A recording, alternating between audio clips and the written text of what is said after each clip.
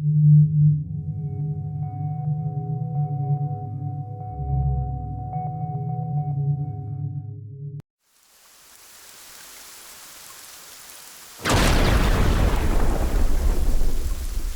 captured the essence of Warpath over here.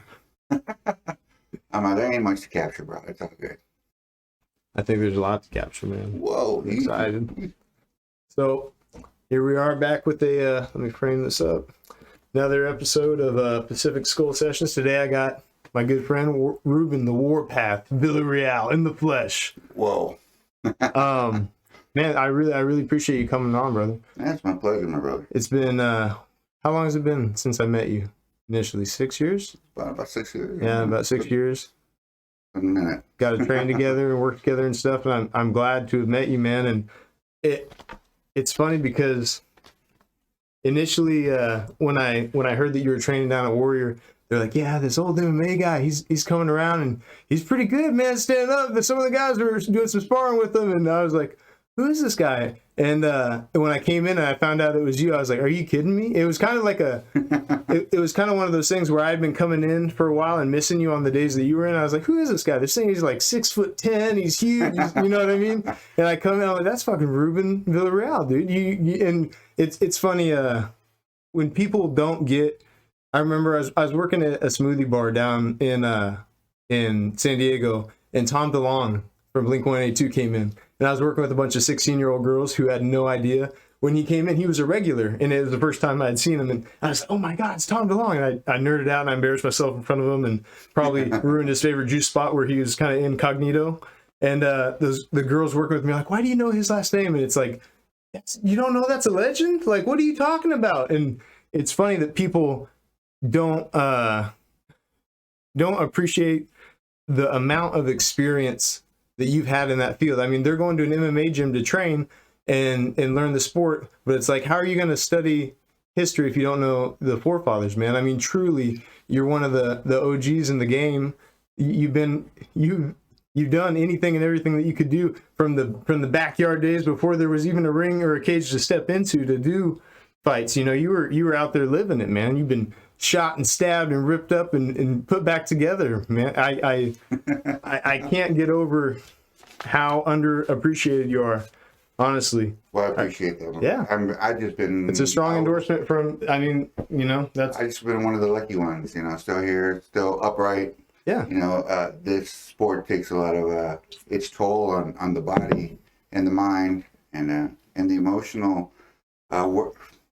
You know, it's all that the craziness that you got to go through in your own head to be in a cage or in a backyard, but you're actually going toe to toe with another warrior.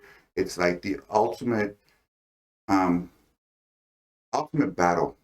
You know, it's like, this is like a proving ground. Yeah. And you know, back in the day, it was all background, it was all craziness and everything, and you kept it on the under.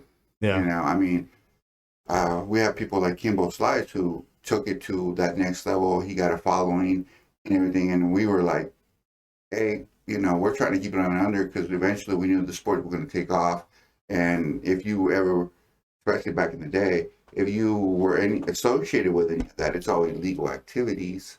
Instead of California, it was illegal until like 2004 when Arnold Schwarzenegger finally legalized it in California. So all those underground fights, you kind of, if you were in the sport of it and try to get competition and everything, you kind of did that stuff to tune up, to go out there and because it was the only thing around. Get some hard sparring in before you were going to go in and have money on the line, right? Well, or was there money allegedly at the time on some of these other I'm retired running parallel? Yeah.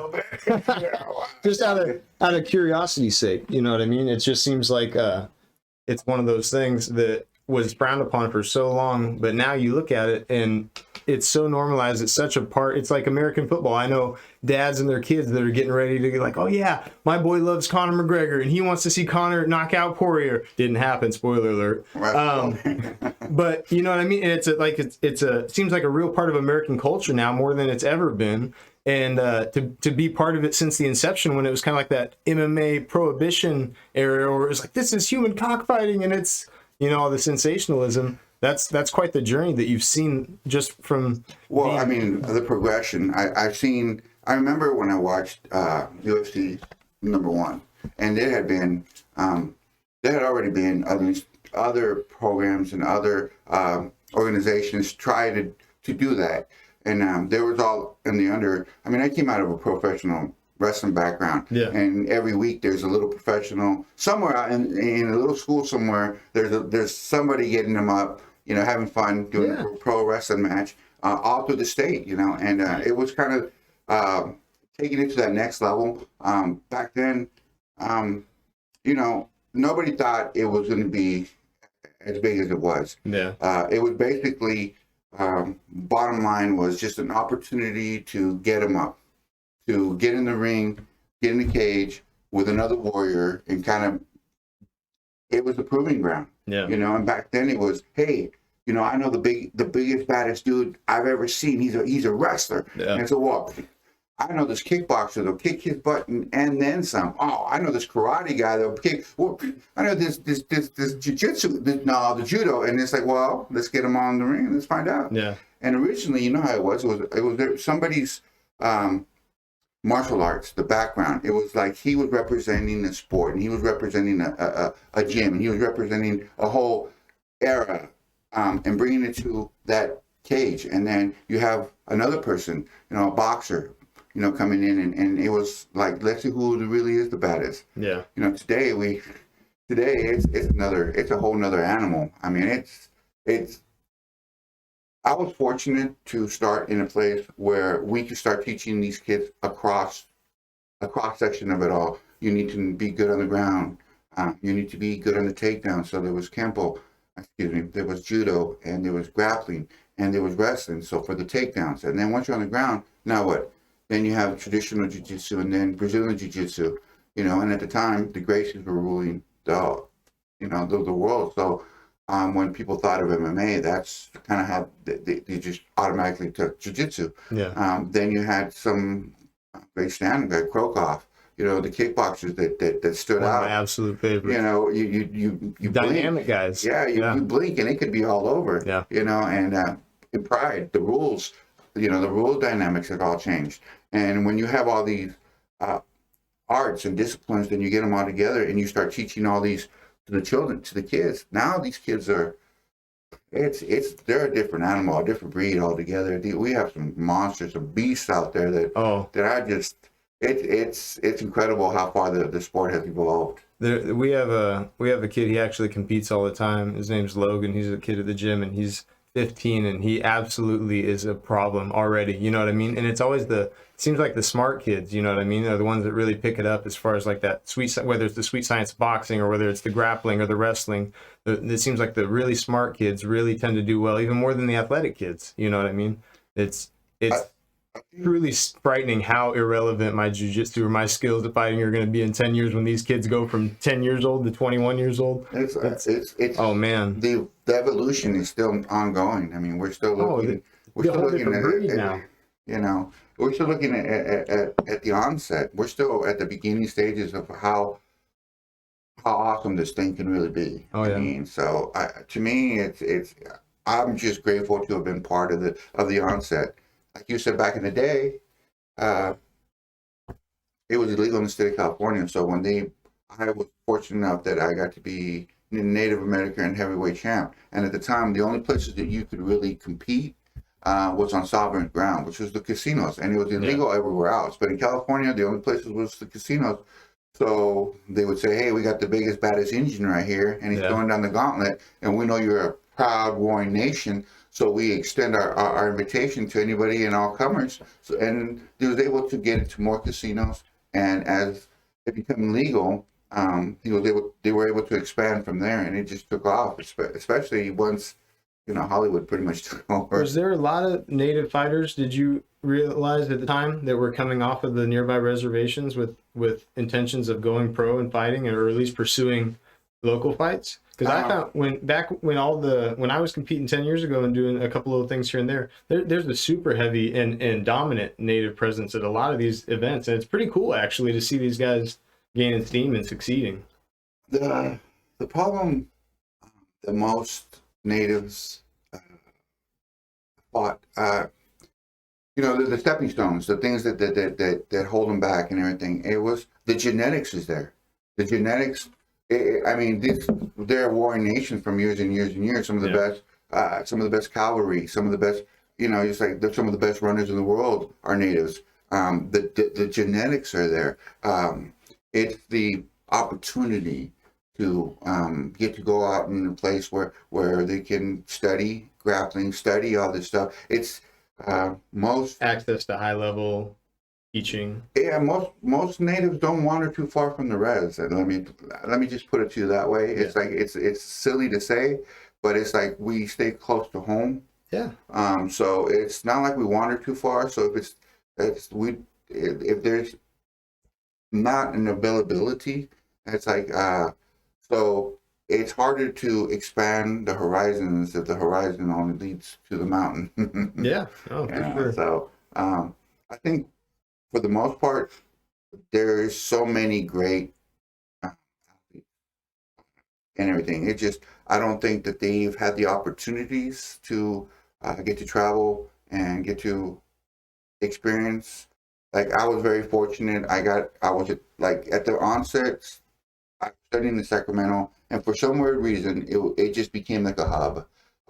Before with Vegas, people would come from all over. Randy Couture, Team Submit would bring them down, and he'd bring a team before they go into UFC fight, like a couple of weeks before, and they would travel from gym to gym, and getting some good sparring in with and different looks from different fighters. And Randy used to say he loved going into Sacramento so that he could train with Cassio Hornick, one of the best pound-for-pound grapplers in the world. He said so. He would any excuse to get down there. So we were able and had the experience and the wherewithal to take advantage of this great mind and all these great athletes that he'd bring with him. So, and for a while that was like a hub, and he'd bring more and more people in, and which made us realize that it was possible. We had a lot of great fighters come out of Uriah Faber, out of Sacramento, Scott Smith, Iron Hands, the Sandman, James Irwin. We've had a lot of great, just countless of great athletes, and since then, Vegas has kind of taken over the hub because that's where the money is. Yeah. And when they're able to offer you a state-of-the-art gym, of course you're going to go. Yeah. So now that's become like the hub for, the West Coast. So seems like more and more fighters are moving there in hopes of getting on some of these, being present for some of these big Las Vegas cards, last minute stand-ins and things like that. Well, and that was my biggest claim to fame. I was at the right place at the right time. I for people that don't know some of your accolades, so unofficial record. What are wins, losses? Give me your how many fights are we talking before you even stepped in the ring, before you ever decided, like, just in the streets, dukes up? What's the unofficial record? I can't even put a number on that. I've been very blessed. I've had at least, you fight more than one time. When you go, you wind up in Witch Grove in a barn somewhere, and you get paid $100 to fight. And then, you look out and you see a sea of red or a sea of green, whoever's sporting the event, and you do your thing, and then afterwards they tip you out. Yeah. And that's how you really make your money. But if you fought 3 or 4 times, the people that bet on you would bet on you a little bit of throwback, or just because they like you, they just tip you out. I'm like, so that's kind of how you would make your money on those. But it's also stepping stones, because then you get to see real athletes, and the majority of those weren't professional, on their way to being professional fighters. They were just tough guys getting in there and getting them up with some people. Yeah. But there was a few that they used that to get a rhythm, to get like you said, good hard sparring in. Yeah. And so, I had 30 underground fights. Back then you weren't allowed to have underground fights because, those were illegal at the time. I think we're past the statute of limitation on that fight. That's an age joke, right? Yeah. No, I didn't know. That's just I mean, if you look at it from at one point, you were number 8 in the world, right, for heavyweight? Yeah, when we first got started, I was, like I said, I was fortunate enough to get him up with the likes of Dan Severn. Your fourth MMA fight was with Dan Severn. Dan the Beast, and I thought I won that fight, but and he gave me accolades after the fight. I mean, he got a takedown at the end, and you know, but it's Dan, so you know they're gonna give him the fight. Yeah. Now, give him the decision. It is what it is. It is what it is. I mean, to step in the ring with that time, a guy who had probably already had 60 professional fights, you know, I think he ended his career with over 100 wins. I mean, that's it. You have 4 professional fights at that time. How were you in the right place at the right time for that one, man? That seems like, I mean, Dan was Dan was working on a book, and Dan is the kind of guy that he was always training, and so if somebody offered him a fight, to him it was like practice, but he's getting paid for it. So he's the kind of guy that will anytime, anywhere. Truly. So they called him up, and he was there, and I just happened to be at the right place at the right time, and they set it up, and I think it was 2 weeks. How old were you this time? You were...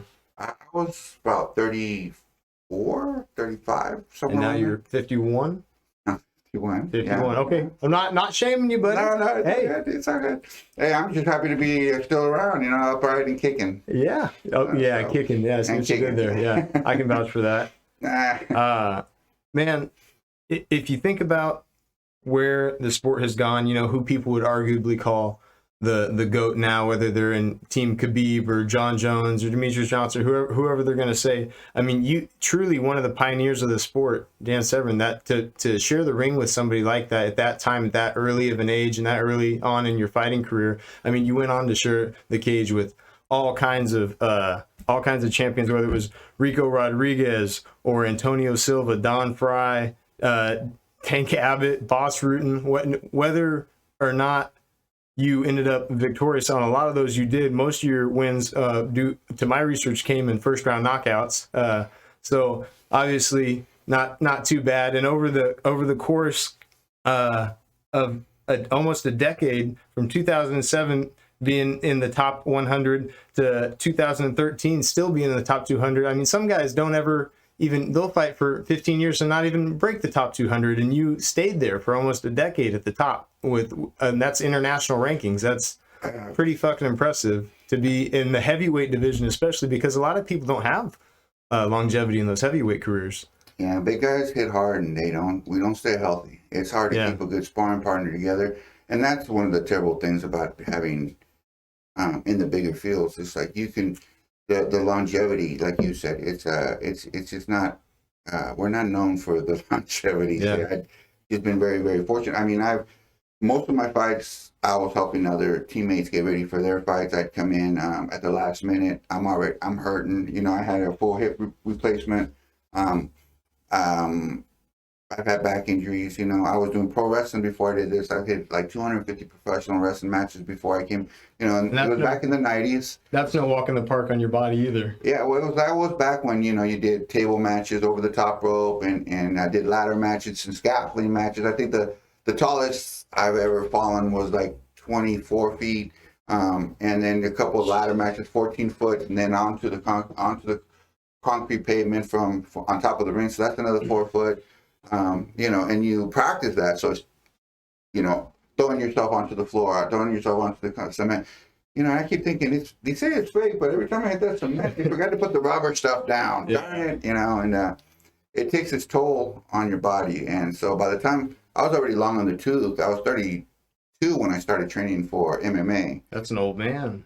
It's basically, I mean, nowadays. It seems like it. Yeah, it seems like 21 through 25-year-olds are really coming in. And back then, what it was it was weird because all the major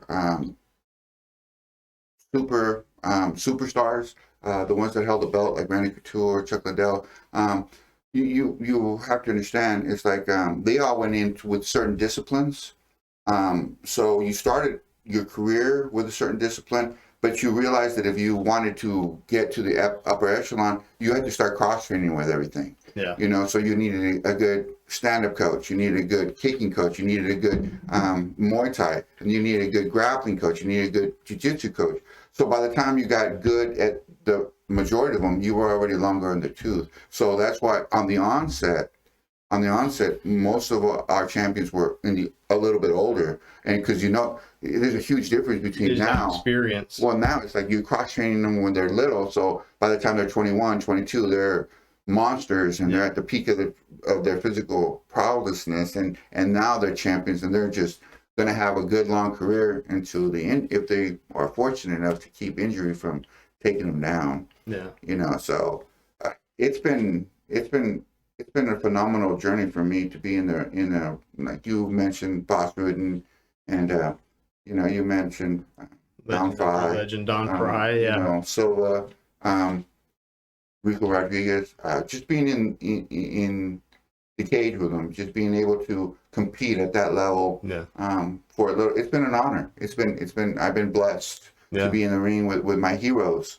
You know? Definitely, that's a really humble way of looking at it, because I would say a lot of those guys ended up on the bad side of your left and right hands, and but that's an immense amount of respect coming from somebody that has earned it themselves, and I'm sure that's reciprocated, because I know that a lot of these guys are still your good friends, and that I have no doubt in my mind, knowing you personally and working with you, that they have undying respect for you as well. Thank you, man. I think about when you're talking about heavyweights and how they take punishment now. Do you think that some of these training methodologies that they're implementing now, some of these recovery strategies and things, do you wish you had had more access to that or more knowledge of that? Like you said, it was kind of limited to you, right? In certain aspects, or what you have to go back in time. It's like the technology wasn't there. Yeah. You know, the disciplines didn't have all these great how to put it, not just the technology, but the engineering wasn't there. I mean, back in the day, you would take creatine, and half of it was bad for you, and you had to start looking at your creatinine levels. You know, and that's me speaking. Almost, you would have to become a chemist to understand what's going on in your body at the molecular level, and that's exactly what they've done. The technology has come so far that they've now at the microscopic level, at the base of what we are, they've gotten it down to a science, that the recovery time, how much water you need, how much sugar you need, does this need a catalyst? It's like just the evolution in the technology from then to now. It's phenomenal. Of course, I would have loved it, but I was just, at the time, I probably wouldn't have access to all that anyway, because I mean, it takes money, and unfortunately for me, I was one of those guys that was a working stiff. I was working 3 jobs. I still had the day job. I didn't have the luxury to become a full-time fighter. Train 8 hours a day. I had to go to work, make time to go and train. Sometimes the only places I could go were 2-3 hours away, and I had to be there 3 days a week, 4 days a week, as much as I could afford. And I had kids and a wife, and I had to put food on the table. And thank goodness I had a great partner who helped a lot, and kept my dream alive. And ultimately, it's one of those things where it's today. Let's just look at it from today's standpoint. When you go to a nutrition store, none of that stuff is cheap. No. Most fighters, if you have access to the best of the best, whether it be nutrition, whether it be trainers, whether it be recovery time, whether you go into the cryogenic places that offer now, it's a whole new level. So if you're fortunate enough to get sponsorship from an early start in your career, you're going to go far, and you're going to stay there a lot longer than somebody who is working a 9-to-5 job and then coming home and then trying to train at night and to hope that they get enough sleep and not get burned out at work. Well, that was another thing, right? I mean, for a lot of your career, you were simultaneously working side jobs, doing anything from construction, right? All kinds of odd jobs. Do you feel as though it's easier for fighters now to be able to kind of get some sort of sponsorship and jump off using social media and platforms like that to draw attention to themselves, or building their own highlight reels and things of that nature, really promoting themselves? I think that it's a double-edged sword, because what happens a lot of the times is if you have the God's gifts given to you from start, which you're a natural athlete, you're athletic, you have the rhythm, and you have the thought process, you have the wherewithal, you have the tenacity, and you have the heart to get in there and get them up with somebody, and be able to stick it out. It's now you have to package all that together and put it into. There's so many. Everybody and their mom is a fighter now. Yeah. You can't throw a rock without hitting the gym that just opened up because everybody wants to be in it. So now you have 1,000 gyms per city, and so which times that by how many fighters, Kind which of saturates it. And not only that, you have phenomenal athletes and phenomenal fighters. So now what's going to stand you out from the rest of them? You know what I mean? And in order to get picked up now, it's almost as much. It's almost like going to the NFL now. I mean, obviously not as mathematically in those numbers, but it's getting to that point where in order to get picked up by sponsorship and in order to get picked up by a good team, you have to generate some hype. Well, you have to be gifted, and you have to start from an early age. And now I think, like for a lot of big teams, they're looking at young kids at these competitions, for the jiu-jitsu competitions. They're looking at genetics. They're looking at how they're going to veer at the end. And it's so difficult in the MMA world because there's so much to take into effect. Professional football, hey, what's your run speed? Yeah. How much can you bench? How much can you squat? You know what I mean? How tall are you right now? And look at your bone structure. We can kind of guesstimate how big you're going to be. What's your health like?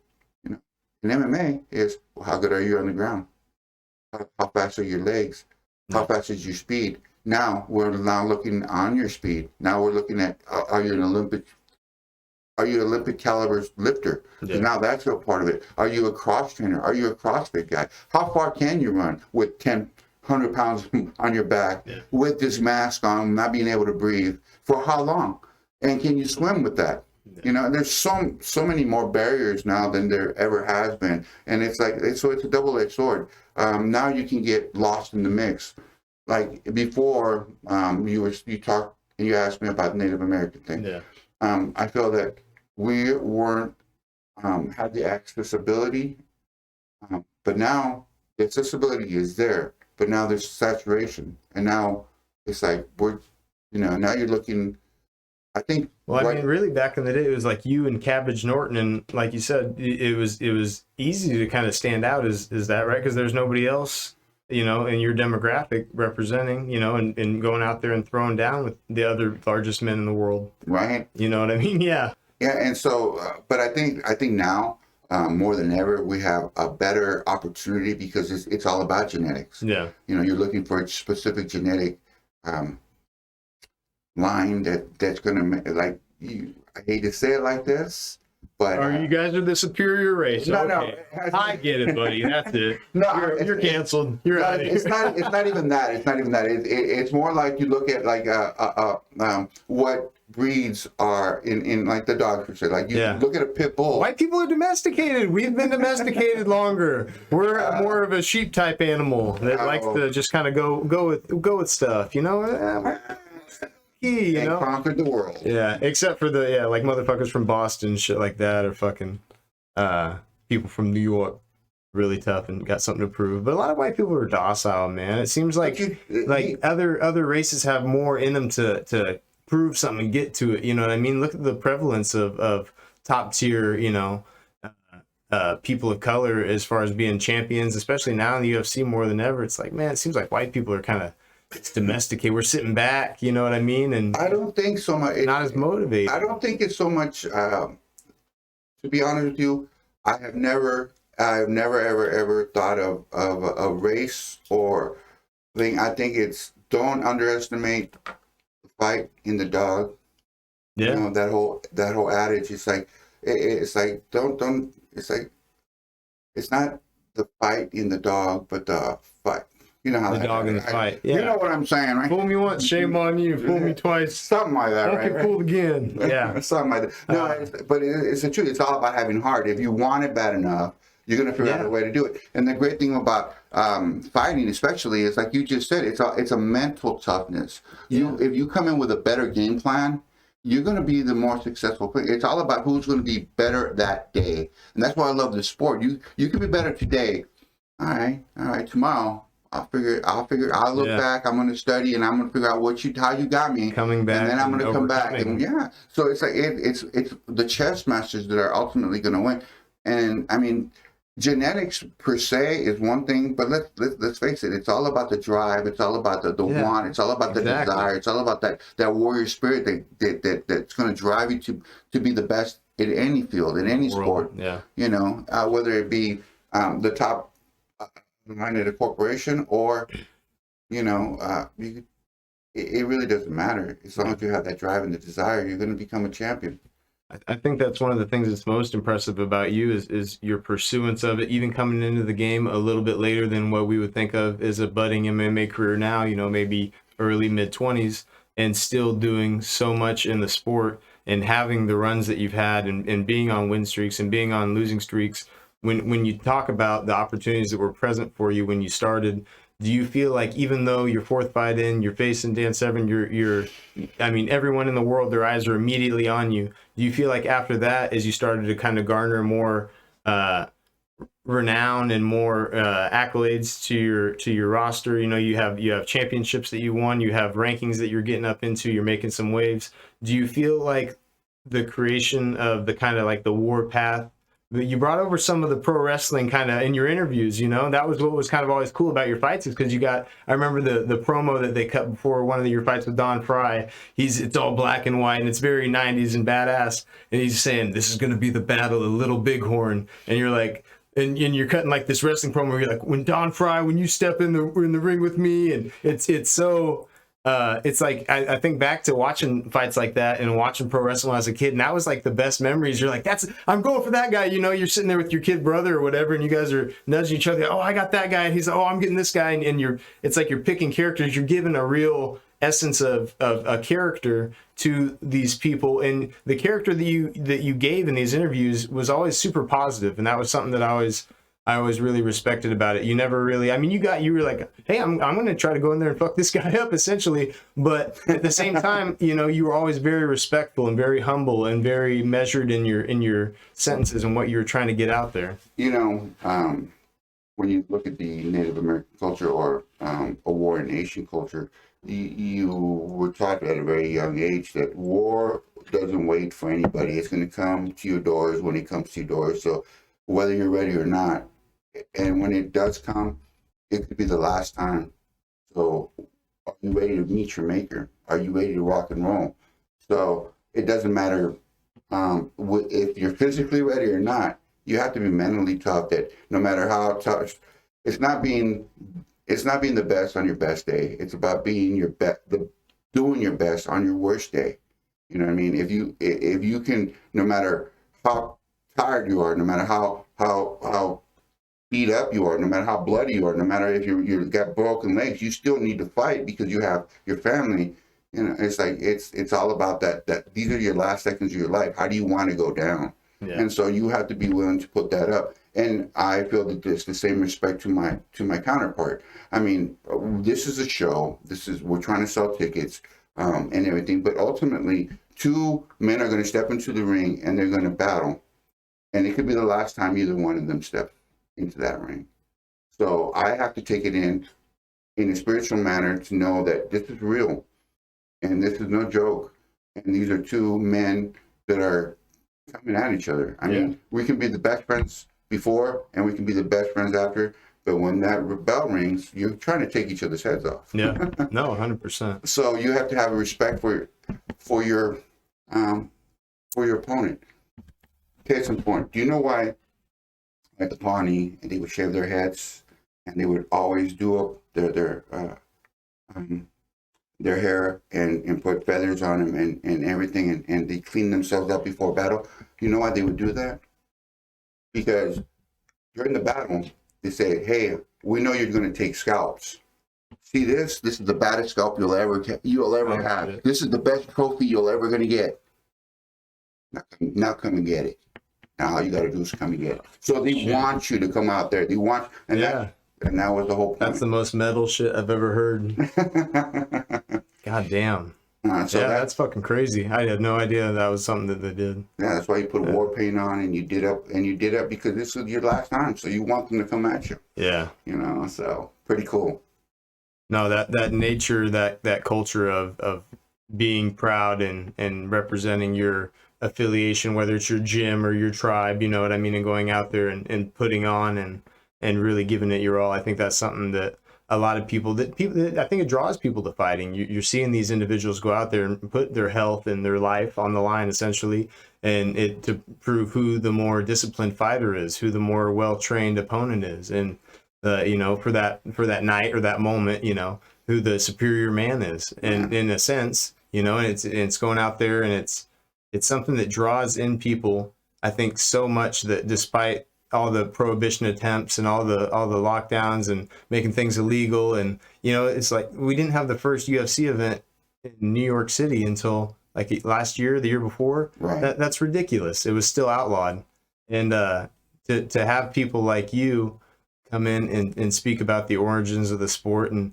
I mean, essentially back then, without the kind of money that fighters are making now, you were really doing it for the love of the sport. You know what I mean? I don't know if you want to refer to it as love or not, but it was. From an outside perspective, yeah, it seems like you really.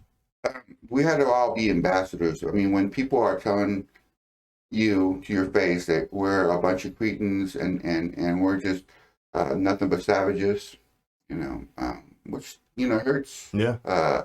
Considering the background of that word, and that word just getting into a cage, and it's something that's beneath contempt, and it brings out the worst in humanity, they would say. And so we had to be ambassadors of the sport. So we wouldn't cuss. We had to be on our best behaviors, because we were trying to prove to these people that this is a sport, that this is too. And one of the things that I loved about the onset of the sport was most everybody got together, had a martial arts background. Yeah. So everybody had very respectful.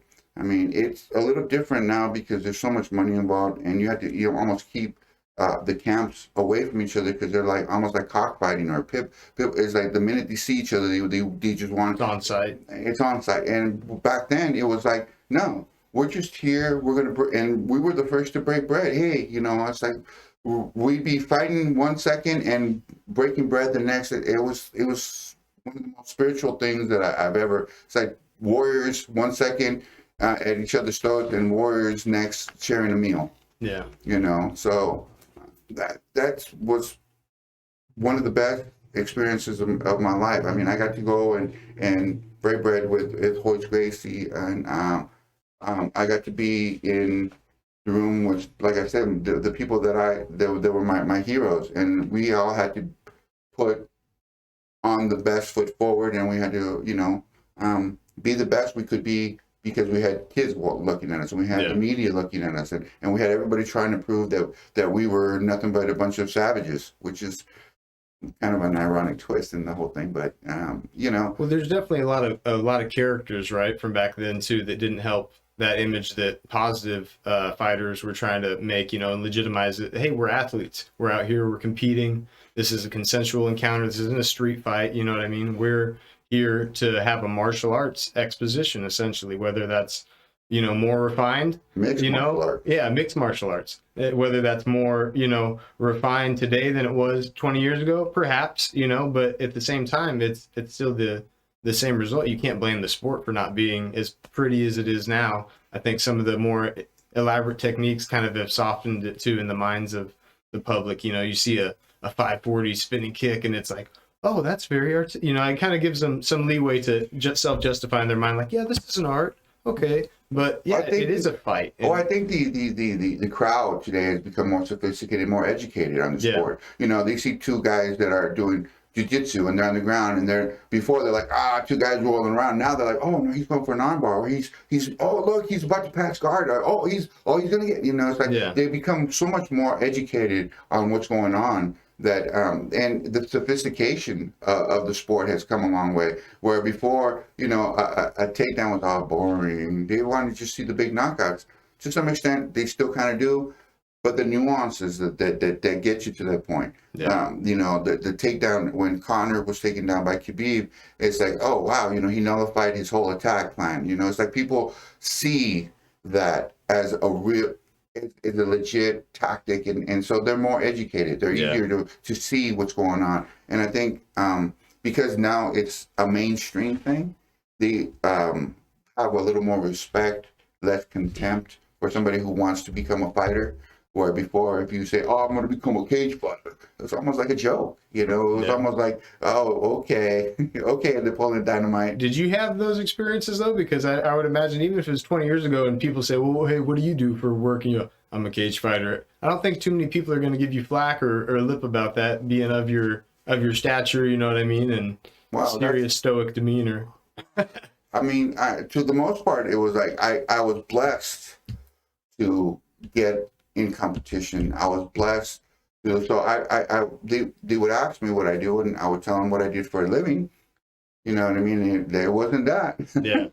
You know what I mean? I do this for a living, but I'm blessed to compete and do this, and I've gotten a chance to travel the world. Yeah. I got to go to Romania. I got to go to London. I got to right? I got to go to Australia. I got to go to Hawaii a half dozen times, Canada. I've gotten a chance to travel and just because of the sport, and get to meet some of the best people in the world. And I tell you what, MMA fans, they're like the most legit, down to earth, real people that you're gonna meet. Yeah. You know what I mean? So I've been blessed to be around the world and get to see a lot of great people. I can't stress how awesome that's been for me. Where in your career did you kind of realize, how far in did you kind of realize, like, I'm really going to take a good hack at this. I'm going to really see if I can make it, when were you all in? What was your all in moment? It wasn't so much that I was ever all in. In my mind, I was a pro wrestler by training.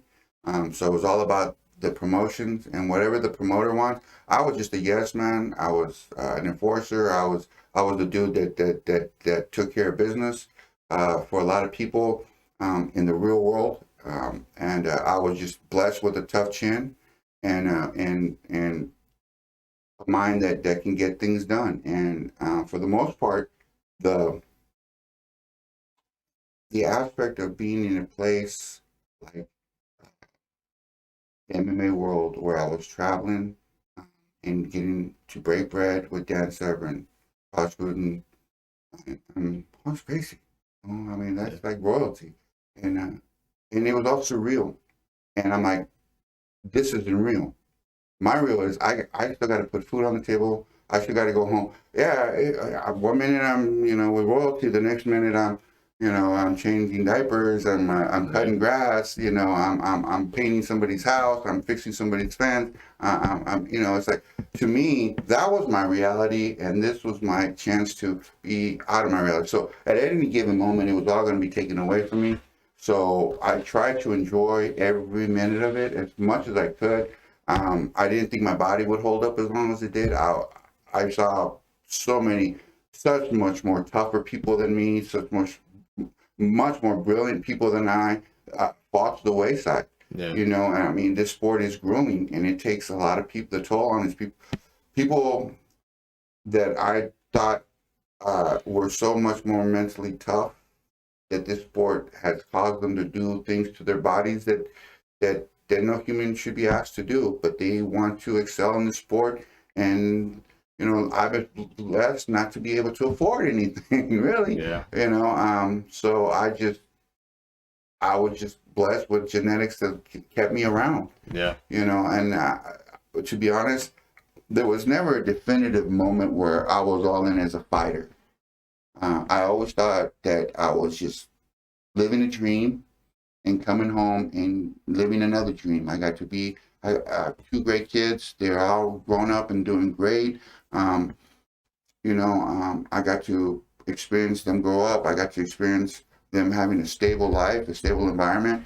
And so I've lived every dream that I could possibly have hoped for in this lifetime. If I were to pass away tomorrow, all I can say is thank you for all that's been given to me. I've had more love in my life than I ever thought I deserved. And so, and part of it has been the sport. It's all been an accumulative thing, that one thing leads to the next, leads to the next, that leads to the next. You keep a positive attitude. You hang out with positive people, doing positive things in positive places, and positive things happen. Yeah. So if you want to be strong, you start hanging out at the gym, seeing what people do to get results, and you start doing those things, and then you take it upon yourself to try a little harder and push a little more, and positive things happen. Yeah. That's bottom line. That's just me putting one foot in front of the other and winding up in a good place. Yeah. Whoa.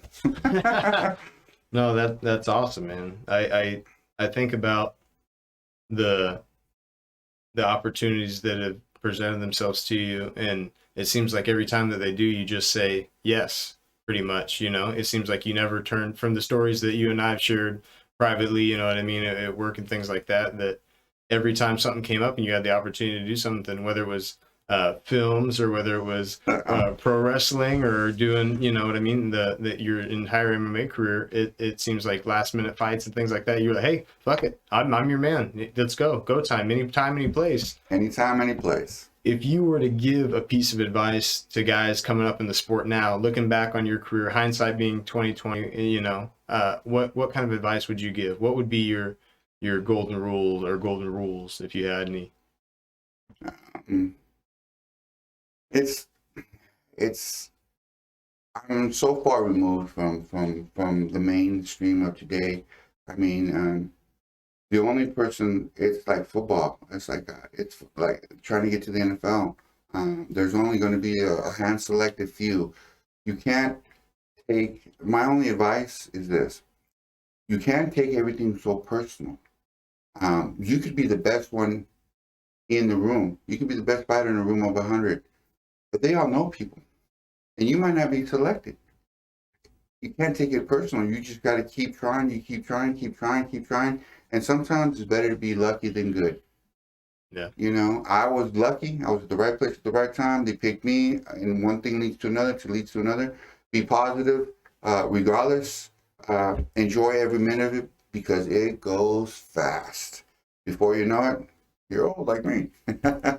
And your fighting days are behind you. Not your best days, but your fighting days, and just try to enjoy every minute of it, because it's all that, everything that you experience is what makes you who you are.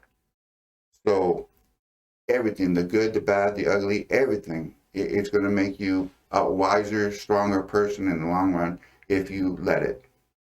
You're going to be your own worst enemy. Yeah. You can't take things personal. You just got to keep a positive attitude and just keep moving forward. Keep producing more. If 2 is not enough, then you got to do 5.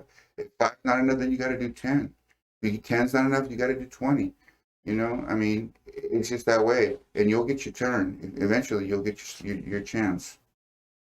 Do when you say that, that pushing yourself mentality and that getting up and having something to prove to yourself, and when you can do 5, do 10, do 10, do 20.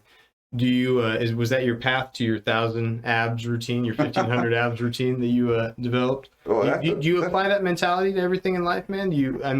Because you're how old were you when you went into your military service? Because a lot of people might not know that you served our country. I appreciate that, definitely. I was 19. Okay. And did you have a very disciplined life before you went in? No, not at all. Not.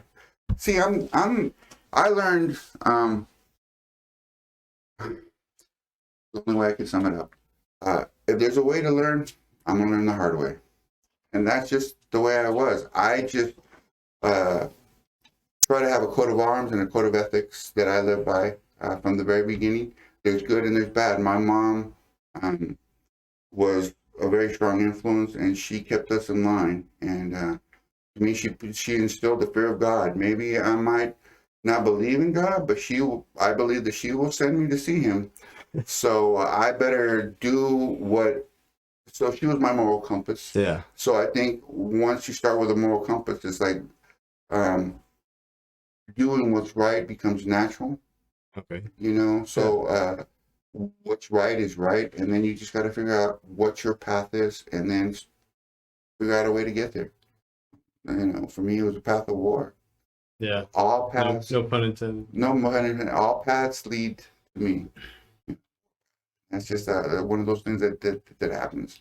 Um, I don't think, for the most part, that I had discipline from the very beginning. I think I was bred to work hard. I was taught to do right, but inside, I was a bigger kid. So they told me, don't be too hard, don't be too rough. So I always had to scale back, and so I had to put myself second in my world. Everybody else came first, and I was always second. And it was kind of I think it's the Catholic in my mom and dad, the Catholicism. You know, you have to stay humble. You have to be a certain way, and you give of yourself. And so when the time came for me to be my own person, I didn't really have that identity to give for myself. I needed something other than myself to fight for, other than myself to be, because I'm supposed to be humble. I'm supposed to not give of everything, and if I don't have somebody to give to, then my identity is kind of lost. I'm a perfect codependent. Yeah. You know. So it's just natural to want to include myself into something bigger than myself, like something bigger than myself. Could be the armed service, or a church group, or whatever, a sports affiliation, a sports team. You know, I played Little League not because my parents wanted me to. I had to beg and plead for them to let me. Yeah. This is what my friends were doing. You know, I had to promise them that it wouldn't derail them from any way. So I was a poor kid. I worked to get my own equipment, my own cleats. And then I'd walk to practice and walk home from practice in East LA. Yeah. You know, you know, because these were things that I needed to do for myself, so that I can be with, you know, but I had to work, I had to promise them that it wouldn't hurt them, and I'd have to do something for them in return. So that was the mentality that I've had throughout my life. So everything was going to work. I had to work for it.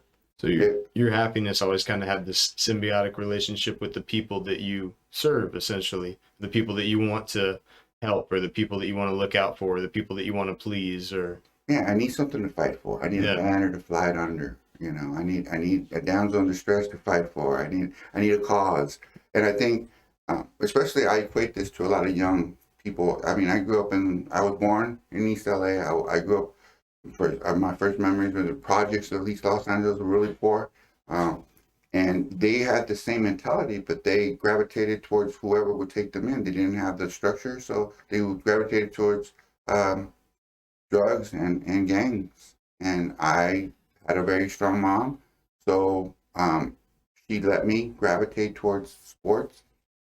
I was very lucky to have some balance. I mean, coordination. So I did well in sports. So that's how I found. I felt that if I strive for something and people gave me props for it, then that's what I wanted. I wanted a pat on the back. So anything to get a pat on the back. Yeah. You know, my parents were too busy to give me a pat on the back.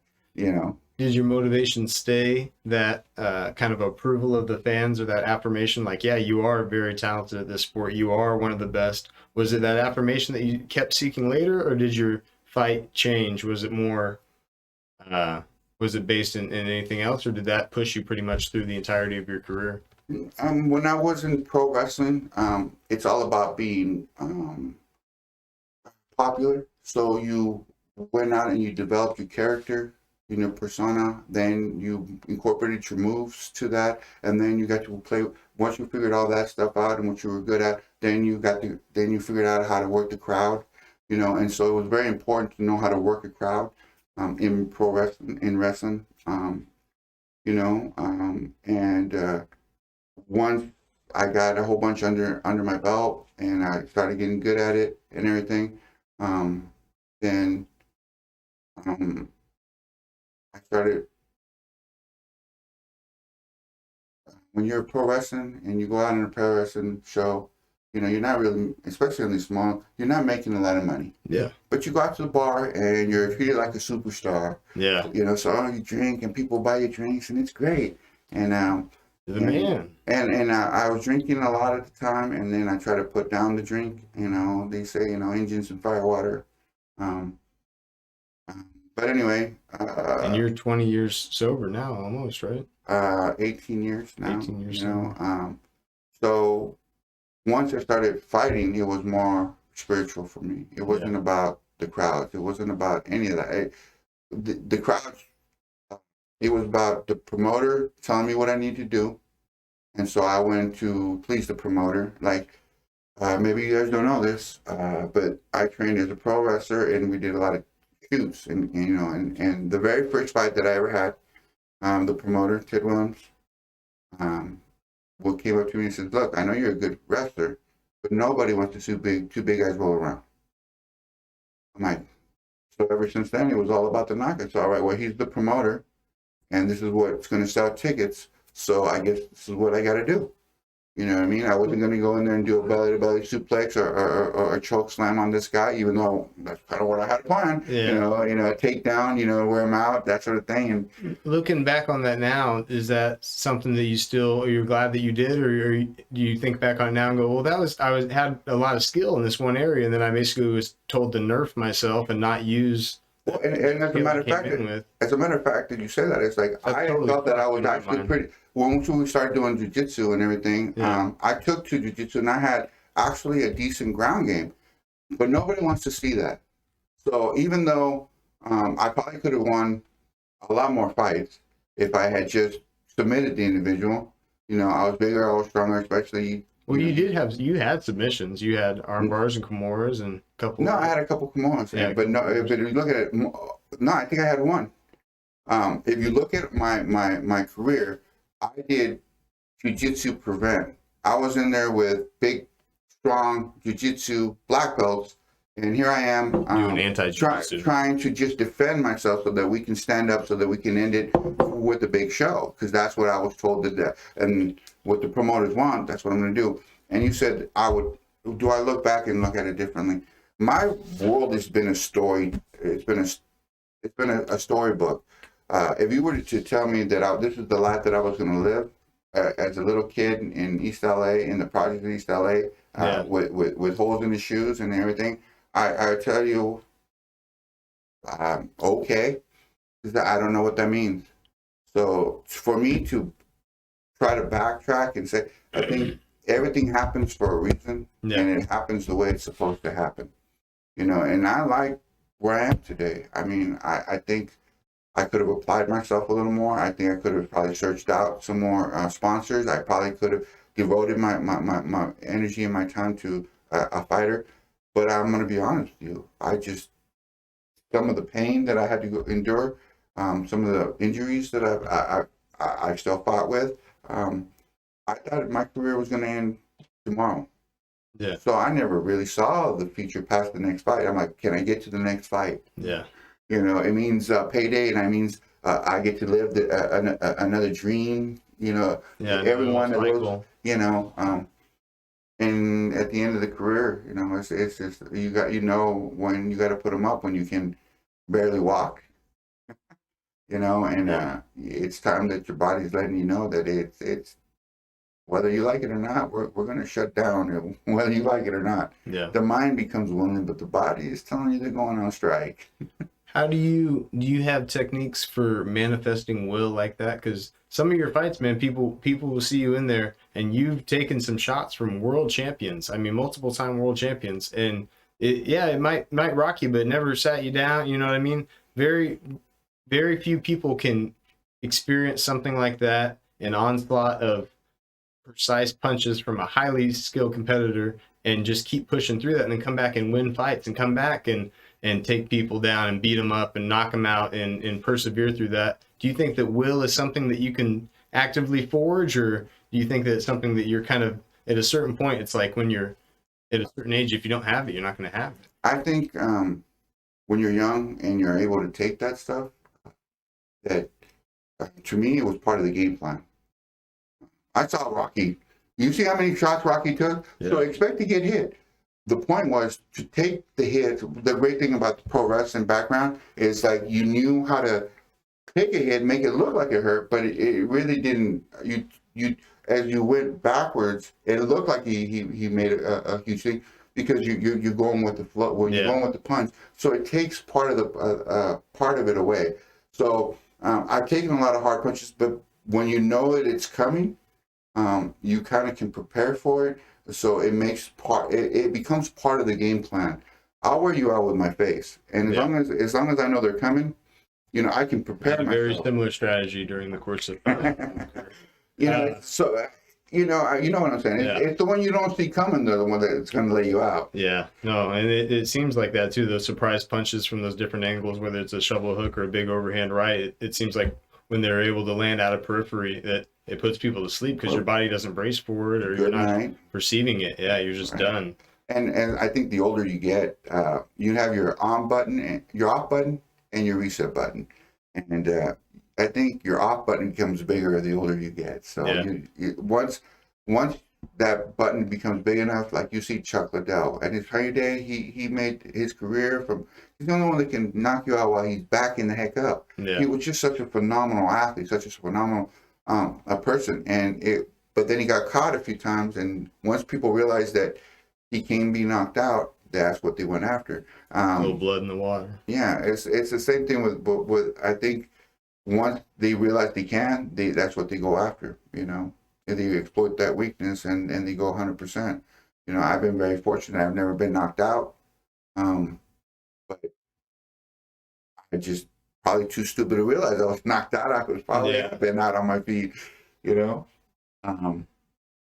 of the things that I remember, I was fighting Andre Roberts, the big chief from UFC, and we were in Hawaii, and we were using X1, I believe it was, and we were using a 24x24 ring, like the size of Pride, real big ring, and he was such a monster. He weighed in, I think, at 369 pounds, and I came in soaking wet at 250. And holy shit! At that side, with two people that fucking big, and there's still that big of a discrepancy between you guys, that's a crazy number to even think about. Well, he came in for a shoot, and I took him down, and that negated his wrestling, so he didn't want to wrestle no more. So for the rest of the fight, it was like trying to hold down a Brahma Boom, just dirty boxing, wrap him up. He'd get away, and then he'd come swinging, and he finally caught me with a good one. And I was on one end of the ring, and he caught me square in the ear, which is this side. Caught me on this side. I kid you not, I landed on the other side of the ring, and I saw stars. And it's the first time I've ever been knocked silly. The reason I say knocked silly is like, hey, because I started giggling, and I was hey, I'm in a fight, because here he comes. Yeah. Oh, he starts coming, and I was like, and then I saw him coming, I'm like, oh shit, I'm in a fight. So as he came, I was able to get underneath and deliver one back and get back to it. Yeah. And for every time he threw, I got the better of him too, because I was just faster at the time, much smaller. But my ear, there was a mark from here all the way down, and my ear I thought was going to fall off because they had turned gray black. I've seen purple. Yeah. I've had lots of bruises, but I have never seen anything turn black, gray, like a charcoal gray. I thought, oh my god, my ear is going to fall off. Bust a blood vessel, or was it? The whole ear turned like black, like charcoal black, like black. I thought I'm like, I understand purple is the blessed blood, but I understand many, and so I thought, oh man, my mom's gonna hate family portrait night. There's a Christmas card. Thanks, How long did it stay like this? Did you ever find out what? It just happened to be that. I'm guessing you didn't go to the doctor for it. Oh, I can't afford a doctor. Yeah. No, it went away in a few days. It started to turn purple, and then it went away. But it was crazy. Just destroyed. And looking at that, I should have been out cold. I mean, literally, he took a 250-pound man, braced, and across the ring, 24 feet, and one of my ex-teammates, we fought out of Ballard, Hank Abbott. He bench presses 650 pounds.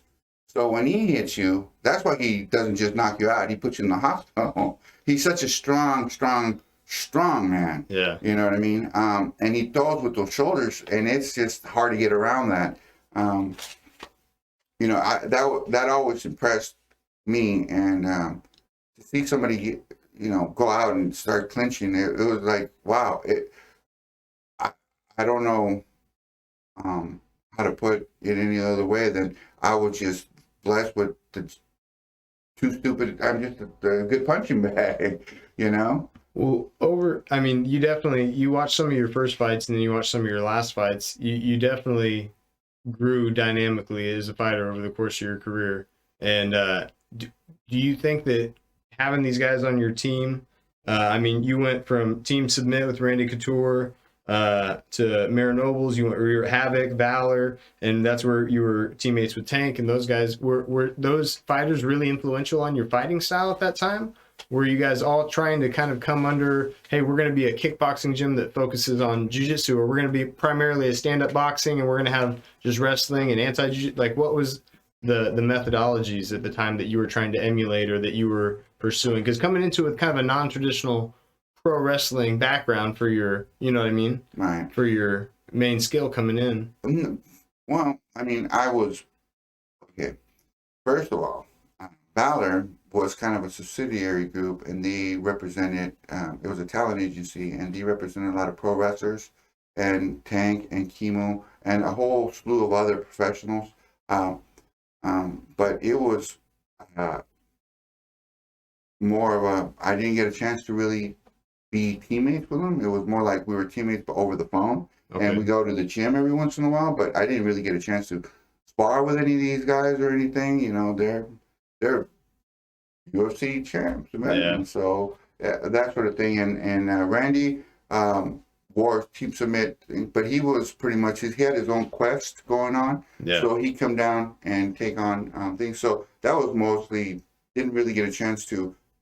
I read his books, and I paid every penny to get to all his seminars. He came down, and we got a chance to talk, and he showed us a lot of great stuff, and we got to spar with him and everything. So you take your basic skills, and you go to every seminar, every time somebody's having a seminar or some sort of exhibition stuff, you go, because it might not be, wow, I learned a lot. No, it's like you might pick up one trick that you could put into your repertoire that it could work for you in your game. Yeah. Yeah. So and basically, I was a punching bag for a lot of the guys. So it wasn't like I didn't really have a team per se. I didn't have a coach.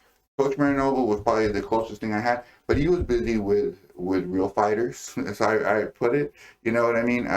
He had James Irwin, he had Scott Smith, he had Uriah Faber. He's got Max Griffin. And Max, I love him to death, because to me, I remember Max as a young adult. Yeah. And training as training at Marinoble's Bakfu, and training hard, staying with it, being influenced. And he caught in when we were all started doing this, and he was one of those that got the cross-section of all these great things. And now he's taking it to the next level. He's taking it to, he's been tenacious, and he's worked his ass off, and now he's in the UFC and doing great. Yeah. And Marinoble, we all went to Marinoble's because he had the training regimen. He had the experience. He was 3 times heavy middleweight champion, kickboxing in the world. he at the international level. He knew how to not just train to beat somebody nationally, but internationally, what it took to get it. So we all gravitated towards him because he was such a great coach, and he's still a great coach. He's so phenomenally gifted with his skill, and he's able to pass it on. He knows what it takes. He knows how to push. And he does it with a great demeanor. He's a great guy.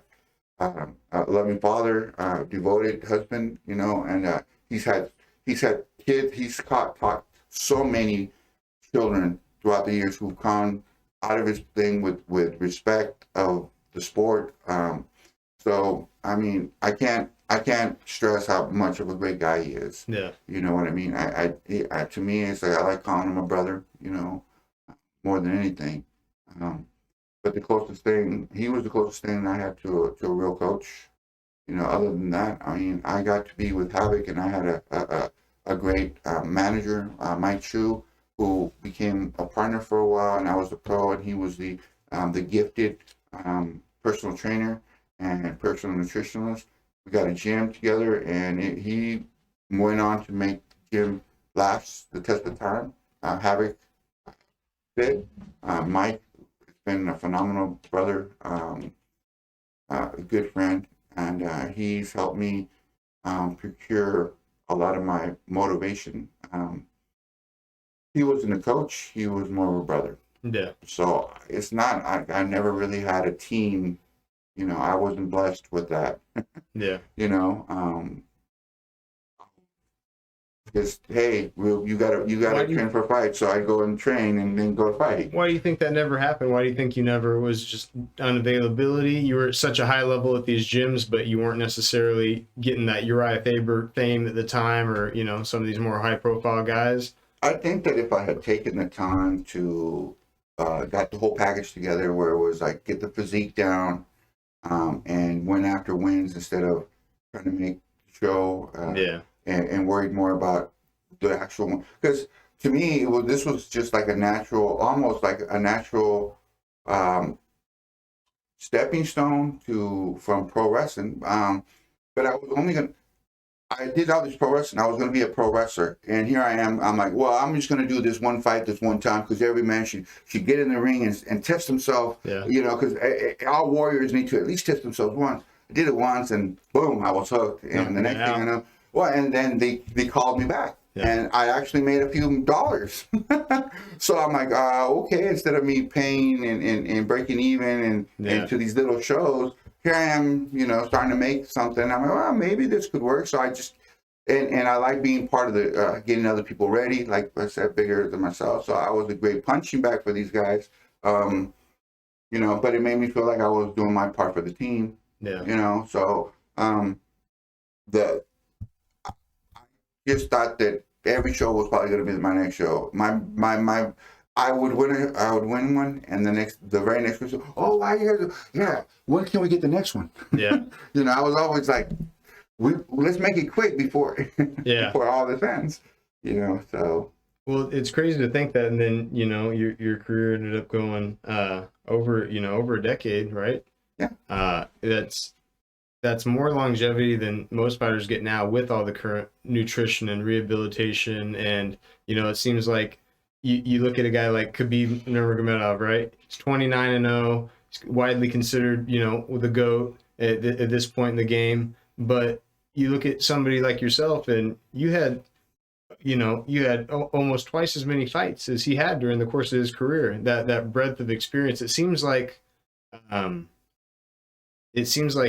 the journeymen kind of get lost in the mix sometimes. And it seems like the gatekeepers of divisions and the guys that's like, hey, if you want to actually be in the big time, you at least got to be able to beat this fucking guy. And they just hand you some, tough son of a bitch that's been around for a minute, and he might not have the perfect record, or he might not have the Conor McGregor level trash talk persona, wearing fur coats, Ric Flair, and wooing into the ring, but there are people that show up and they fight. And it's kind of like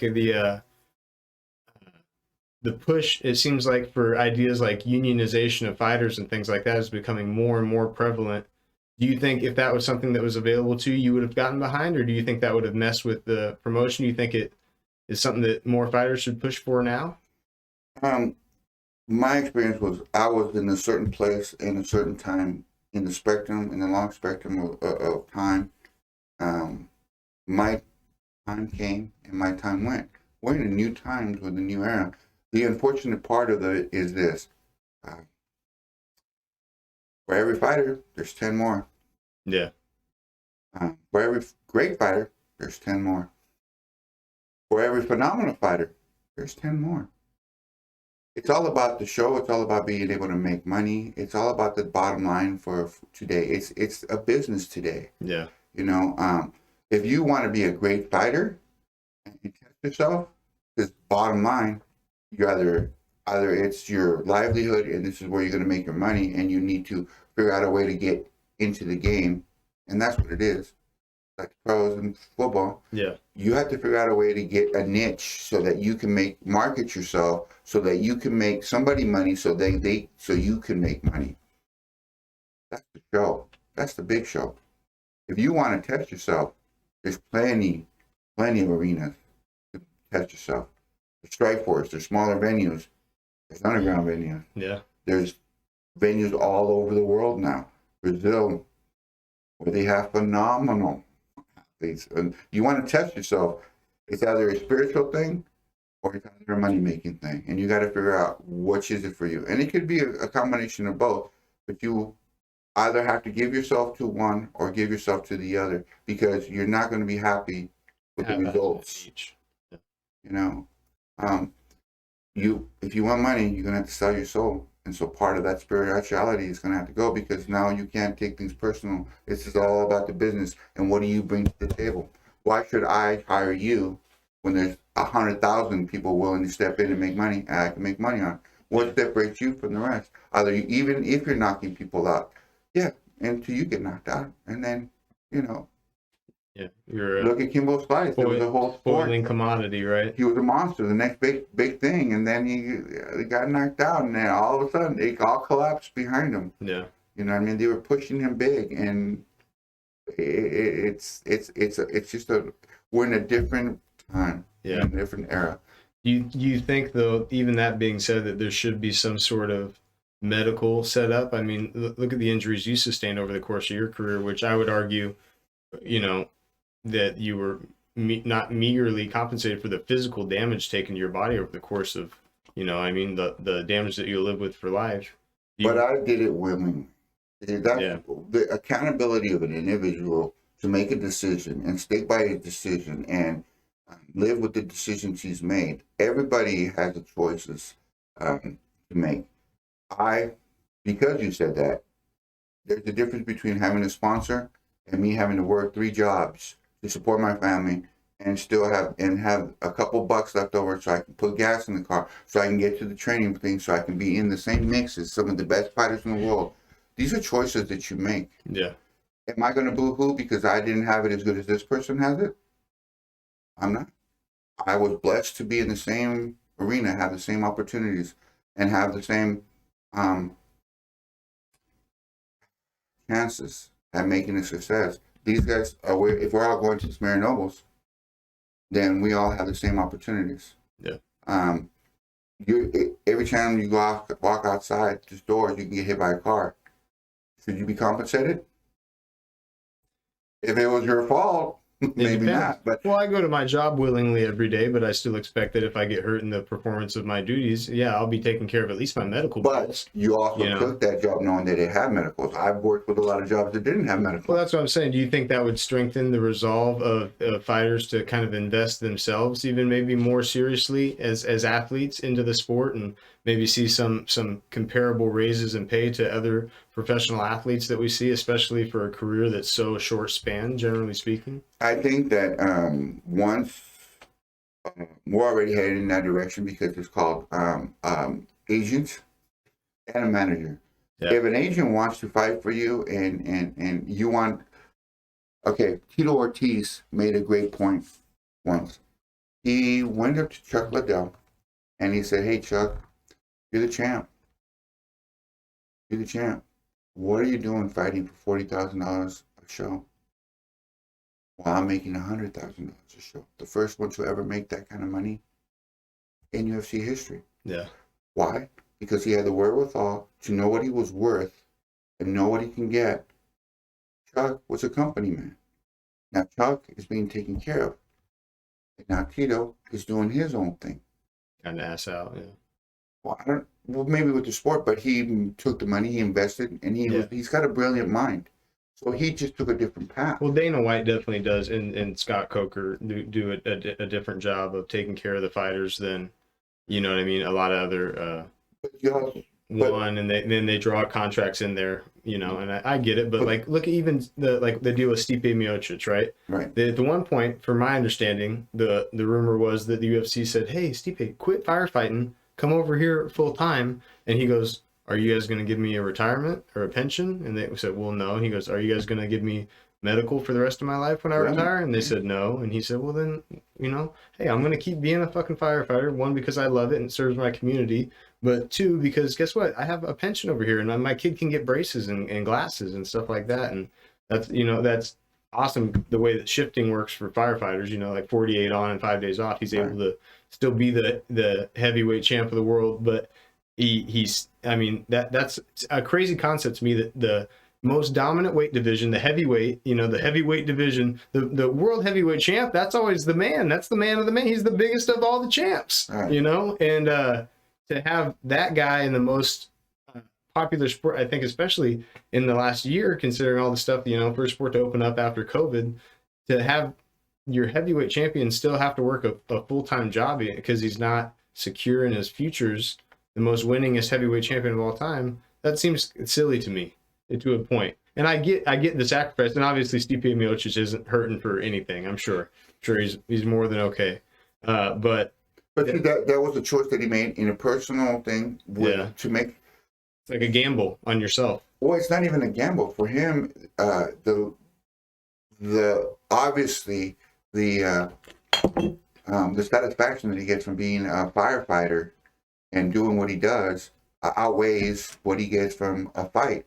Fighting is short-lived. It's fickle. You're great until you're not great anymore, and then you're has-been and you're nobody. And then what? How many ex-football players you see wound up robbing a liquor store and winding up in prison because they went through their money, selling their Super Bowl ring? Couldn't even imagine. And that's just because they made bad decisions. Now I have been very blessed. I got into a sport and worked at the same time. So I knew the value of a dollar. And so what happened was that allowed me to meet people that helped me out. You know, they took a chance on me and I took a chance on them, and I went and we worked together, and that led to bigger and better things, and later on it led to other opportunities because of the people that I've met. And the opportunities is like, hey, I can work at a job that isn't so strenuous on my body, that's got the longevity that I got, that I don't have to worry about, you know, it's got the benefits, the medical, the dental, the eye, you know, and all that good stuff. And what happens then is because of the sport, I got this. It wasn't, I would have had this. No, it's all in the cumulative things of the choices that you make to live the life that you live. Our life, the life we live comes directly from the choices you make.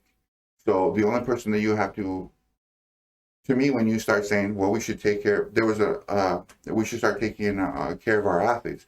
They chose to be there. They could have put it in their contract that they can have that as part of their contract.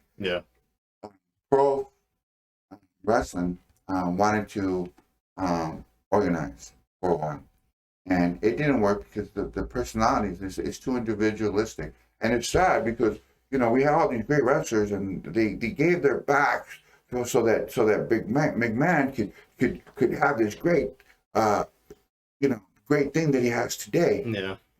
Big Man is a brilliant man, and he could, but he didn't. And why should I be upset at his success? Why should anybody accept? You should take that as a lesson learned and use him as an example to make better choices and do better things and take care of yourself, because ultimately the only person that's going to take care of you is you. If you start trying to organize and unionize, great. I say all for it, but you know what it's going to lead to? Now you have a bureaucracy. Yeah. You know, Slowing and everything you're up. creating a bureaucracy that now you have to not only 5-ounce gloves, 6-ounce gloves, shin pads, headgear. but now you have to answer to the union, as well as the promoter, as well as your coach, as well as your manager, as well as now you have one more person that, and more regulation and more rules. Now, case in point, boxing. A boxer, he has a $150,000 purse. Boxer goes in, does this thing, gets beat up to heck, does the 12th round, probably takes 5 years off of his life, you know, and when he walks out of there, he walks out with $50,000. 2/3 of it went to management. Everybody's with a handout. This person gets this, that person gets this. It is so crazily. Is that what you want from fighters? You want it to turn into boxing? Yeah. You have to. It's like we've already learned. It's a nuanced perspective. Yeah. We've already learned those lessons. I mean, do you really want? The best thing I can say to a young one is you got to take care of yourself as a sport, and you have to figure out, is this going to be a money making thing, or is this just going to be a temporary thing to prove who you are as a warrior, as who you are as a human being, as who your identity is going to become, and use that to springboard yourself to who you really are, because it's all an inward journey. I mean, we're always looking to figure out who we are and what we're all about. Yeah. And it doesn't ever end. We will always be looking inward to the day we die. You know, so you just got to figure out how you want to go. No, 100%, man. You know, very well put.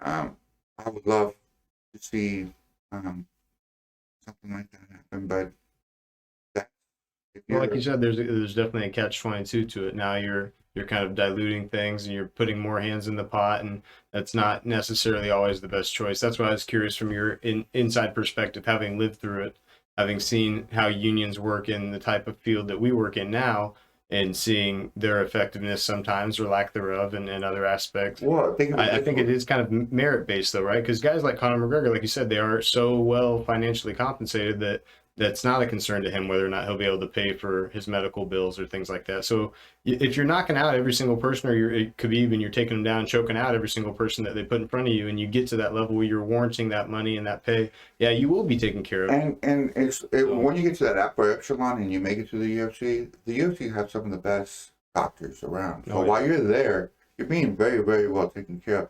If you take advantage of everything that's offered to you, you can be smart and take advantage of all of that good stuff. They have, because you have to, for every state, you have to fulfill a contractual basis saying that you will pass their state licensing board. Yeah. In order to be state licensed, you know the gambit of tests you got to take in order to blood work and everything in order to get that license. So, you know, the psychological ramifications of being in the sports, it takes its toll.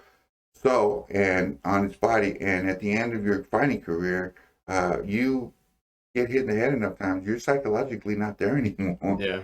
You know what I mean? You're a different person from start to finish, hopefully a wiser person, and you haven't lost too many brain cells. I think I've only got 2 left. You know, but I've been blessed with at least 2. For the career that you've had, in sport in general, whether it was the pro wrestling and taking the falls or taking punches in some of these fights, you're so cognizant still of your words, and you're so well spoken, and you're so there mentally. Where I've known a lot of guys who, you know, I love to death, but they've fought for a long time as well, and they start to slur and they start to lose a step or two, and that's something you've seemed to have avoided. You attribute that to anything specific, genetics again, or I have fish oil? What are we doing? Yeah. You know, I try to eat healthier today than I ever have, but that's not saying a whole lot. Yeah.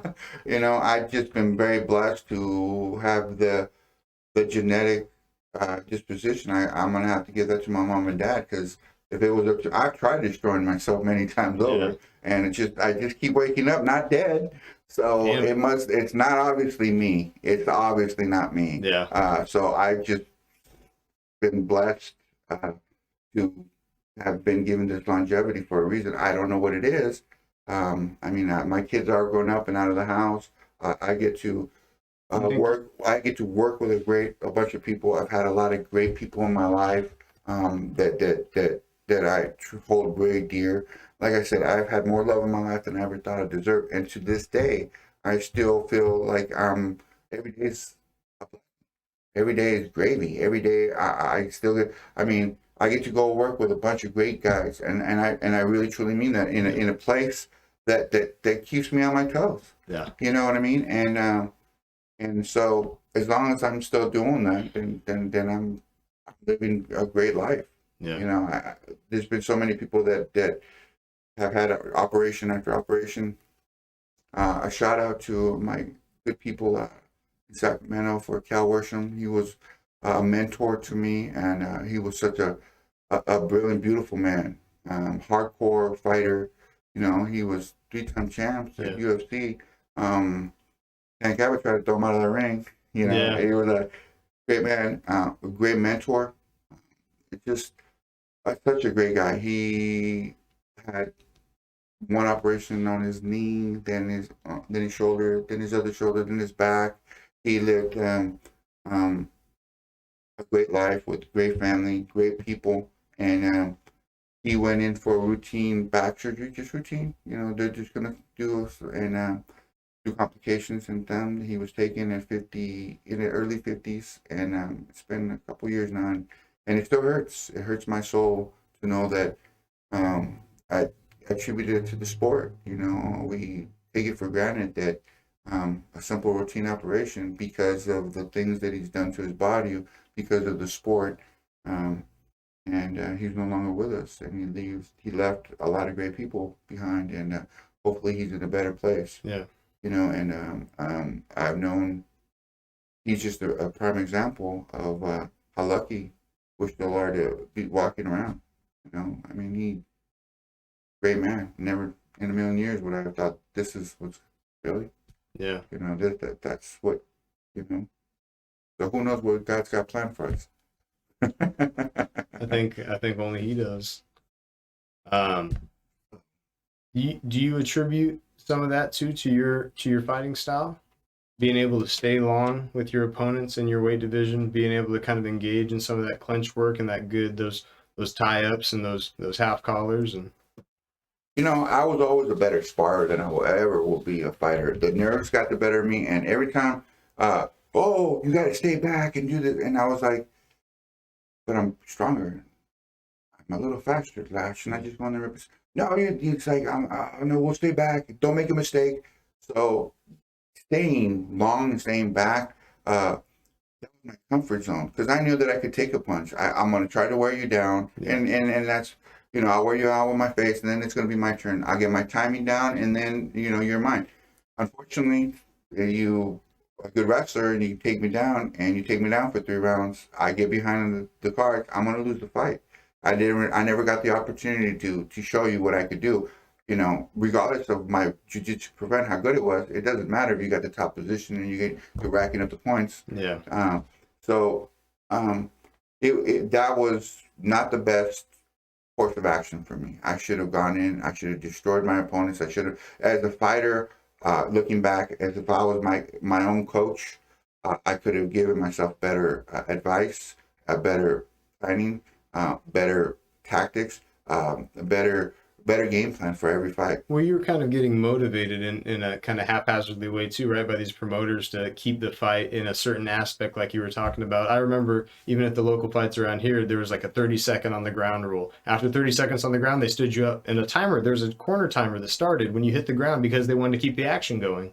And that's, I understand the money-making side of it, but looking at it now, when you see a fighter like Khabib, who comes in and primarily, or Damian Maia, or Ryan Hall, who comes in and primarily tries to clench and grapple with somebody, or through some, you know, setup, stand-up wise, engage in a takedown and end up grappling and submitting that person and not taking a lot of damage. Ben Askren and people like that.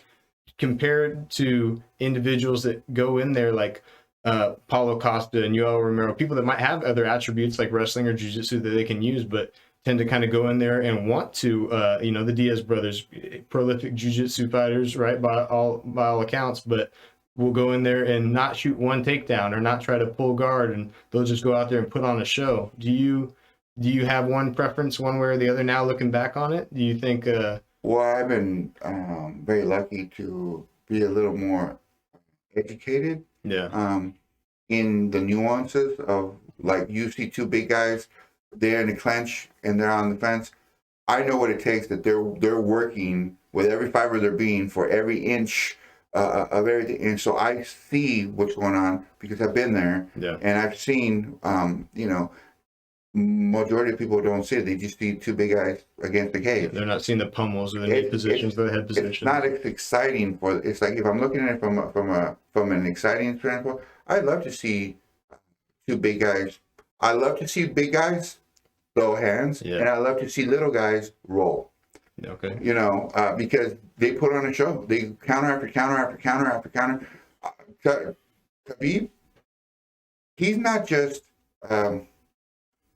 just a one-trick pony. He's got hands, and all his fights are exciting because he doesn't just take you down. He takes you down, and then he gives you the opportunity to, hey, maybe you should just, you should just give up. You shouldn't take, he's nice enough. Yeah. It makes it exciting. You know what I mean? There's one clip I've seen, and I think he's fighting, I think it's Michael Johnson, and he has him over in the corner, and he's going, brother, you must give up. You know there's no winning. I'm sorry I have to do this. And he's talking to him. It's like, how disheartening does that have to be when this, top tier grappler just has you totally pinned, is kind of punching you in the face, maybe not even as hard as you can because he still has enough breath to talk to you and just tell you, just give up, brother. Don't make me do. I don't want to do, Yeah, I kind of used the same tactics on a couple of fights. Was there a lot of smack talk in the ring back in the day too? Not so much smack talking, but I wouldn't mess with their heads a little bit. I fought in Arizona against one of my forces. Anyway, it's a long time. I lose track. Anyway, we were fighting. He took me down, and he was going to do a ground and pound, and I'm just smothered. I'm relaxed underneath, and I grab him, and I just whisper in his ear, they're going to stand us up, and then and then it's going to be my turn. Oh, then then I say, hey, we're about to stand up. Oh, and he finally stood us up, and wearing himself out. Yeah, and then he finally got a sloppy. He got tired, and he did sloppy because I nullified all his attacks, and so he did a sloppy shoot to try to go for the leg down. I was able to capture away. I hit him a few times. Then it was my turn, and he couldn't withstand mine because he was done. It seems like that's getting people, like we kind of talked about earlier, more and more attention to kind of the smack talking, whether it's inside the ring, Diaz brothers style, where he's hollering at Robbie Lawler, Stockton what, before he knocks him out and getting him emotionally involved in the fight, or whether it's just the straight up disrespect Colby Covington style to the entirety of the country of Brazil, where he's you're a dump Brazil and you're all a bunch of filthy animals, and then has an entire city proceed to try to kill him. Very gutsy move. Yeah, well, but it seems like when people do that, man, look at Jose Aldo. They truly, if those masters of that mental warfare get into the mind of their opponent, and you come in there tense and you're not yourself, and you're not there, when they really actually gotten to you, it seems like that's more and more prevalent now. But I guess that's not fair to say, because you look at Muhammad Ali and Mike Tyson. Well, there's two ways. A lot of people said inflammatory things like that. Well, there's two ways to look at it. There's you're talking trash because you're trying to get notice, and you're trying to get the promotions, and you're trying, like Tito Ortiz. Yeah. The reason why he got paid so much money was because people wanted to see him get beat because he was such a poop talker, right? Yeah. And so he would go in there and to be honest, it's like I just love that you said poop talker. You're a dad. You're a dad. You're a good dad. Anyway, so it's like you need villains. Yeah. It's like in pro wrestling, you need a good guy and you need a bad guy. It's hard to be a villain. So it's like, if you become a good villain, you can make a lot more money than the great guy. Like, that's one of the things. Like, I'm always positive talking, but people want to see poop talking, because if you're disliked, people will pay money to see you get your butt kicked. Yeah. So you're either talking smack that way, or you're talking smack because you mean it. And that's, they're trying to get into their heads. The best shit talking is not talking at all. When Iron Mike Toxin walked into the ring, he didn't have to say a damn thing. He just looked at you, and you saw these guys lose all their heart within the first 3 seconds of, okay, guys, gentlemen, coming to the center of the ring. Okay, we want a clean fight, and you just saw that Mike just looked at him and and it was done. The fight was over. The fight was over, and that's a true terror. So it's like you're either shit talking because you can back it up, or you're shit talking because you saw it in the promotion. You know what I mean? The Diaz brothers, they're true villains. Yeah. They're true villains. You know what I mean? And but they're such unique individuals. What is it? It's the heel, right? Chael Sonnen always talks. He's another one. The heel. I'm the bad guy. Real. The heel for real. You know, so it's funny when you take into these kind of like hero villain personas, you know, and the back and forth and the trash talking, and you take it from somebody like you said that's maybe trying to get more publicity than anything, you know, like a Conor McGregor maybe, or a Chael Sonnen, and they're talking all this trash, and it's funny, you know. It's not only is it, you know, inflammatory to their opponent, but it's also funny, and it's kind of getting people to laugh at them, and that's one of the most infuriating things, you know. You go, this guy's making a bunch of people laugh at me, you know, fuck this guy. But to see people that actually get emotionally invested into it too, and I think that's, you know, I think with the Diaz brothers, maybe over time, maybe it stayed, is kind of like the, okay, yeah, you know, but initially it seemed like it was really real and raw. Or when Khabib jumps out of the ring at Dylan Dennis after their fight, he's really mad. I mean, that's because people get mistaken. These are real emotions. They start talking about his wife and some like I remember I said, it's like you shit talk to to become this villain, for the show. Yeah, you're trying to become this persona, and you're bigger than life, and blah blah blah. Or the shit talking to get into people's heads. It's like, hey, I just fucked your wife. Yeah. Hey, your wife wants me to. Hey, bitch owes me $1. You know, I'm gonna fuck. After I fuck you, I'm gonna fuck you. It's like, really? Did you just really say that? Do you remember the fight with De La Hoya, and when he won his first championship belt, and the guy was talking so much smack, and it was like when he went in there, he wanted to put the hurt on, put the hurt on him, right? And I think for the most part, you just have to take it as part of the game, and you're going to have those individuals, and I love them all because you need a good villain. You need a villain. I just woke up on Granny so and so. Well, you were supposed to be but yeah, but her brother too, and he's 90 years old, bro. Oh, big win. Yeah. But if you say, hey, I just went in there, whooped up on 14 Al-Qaeda guys. You know, they were trying to take this town over. It's like, you're a hero, right? Yeah. You need a villain, a true villain, to be a hero, a bigger than life hero. I'm gonna tell you a story, and maybe you could edit this for a little bit better. But this is one of the stories that epitomizes me, and maybe I shouldn't say it, but I'm going to. Okay. Back in the day, there wasn't a whole lot of great big. Like you were saying, I've been in this team. One of the biggest teams that there was, one of the most renowned teams, was the Lions Den. Yeah. Ken Shamrock. Now, Ken was a true tough guy. He talked the talk and he walked the walk. If he says he's going to beat your butt, he's going to come and beat your butt. Period. Yeah. You know what I mean? He was the real deal, and he kind of had that mentality when he established the Lions Den. It's the toughest man, and it's the only person worthy of anything. If you're not the toughest guy here, you're a piece of shit. That's just the way it goes. Okay, I was invited to come out to a show, and one of the shows in Reno, and I went in there, and I had privy to the back because I was invited to go as part of the show, which was awesome. And it happened that Lions Den, who's from that area, came with their team, and they had a bunch of guys in the fight. I think they had 4 guys in some of the fights. Vader was one of the headliners in that particular show before it became, you know, what it is now. Anyway, one of the youngsters from the Lions Den was in there, and there was a battle. These 2 warriors, back and forth, they were tearing each other up, got the better of them. It was the fight of the night. It was like, dude, it was one of those, you couldn't leave. Oh, wow. Did he just get out? It was just such an awesome fight, right? Yeah. It goes to the scorecard.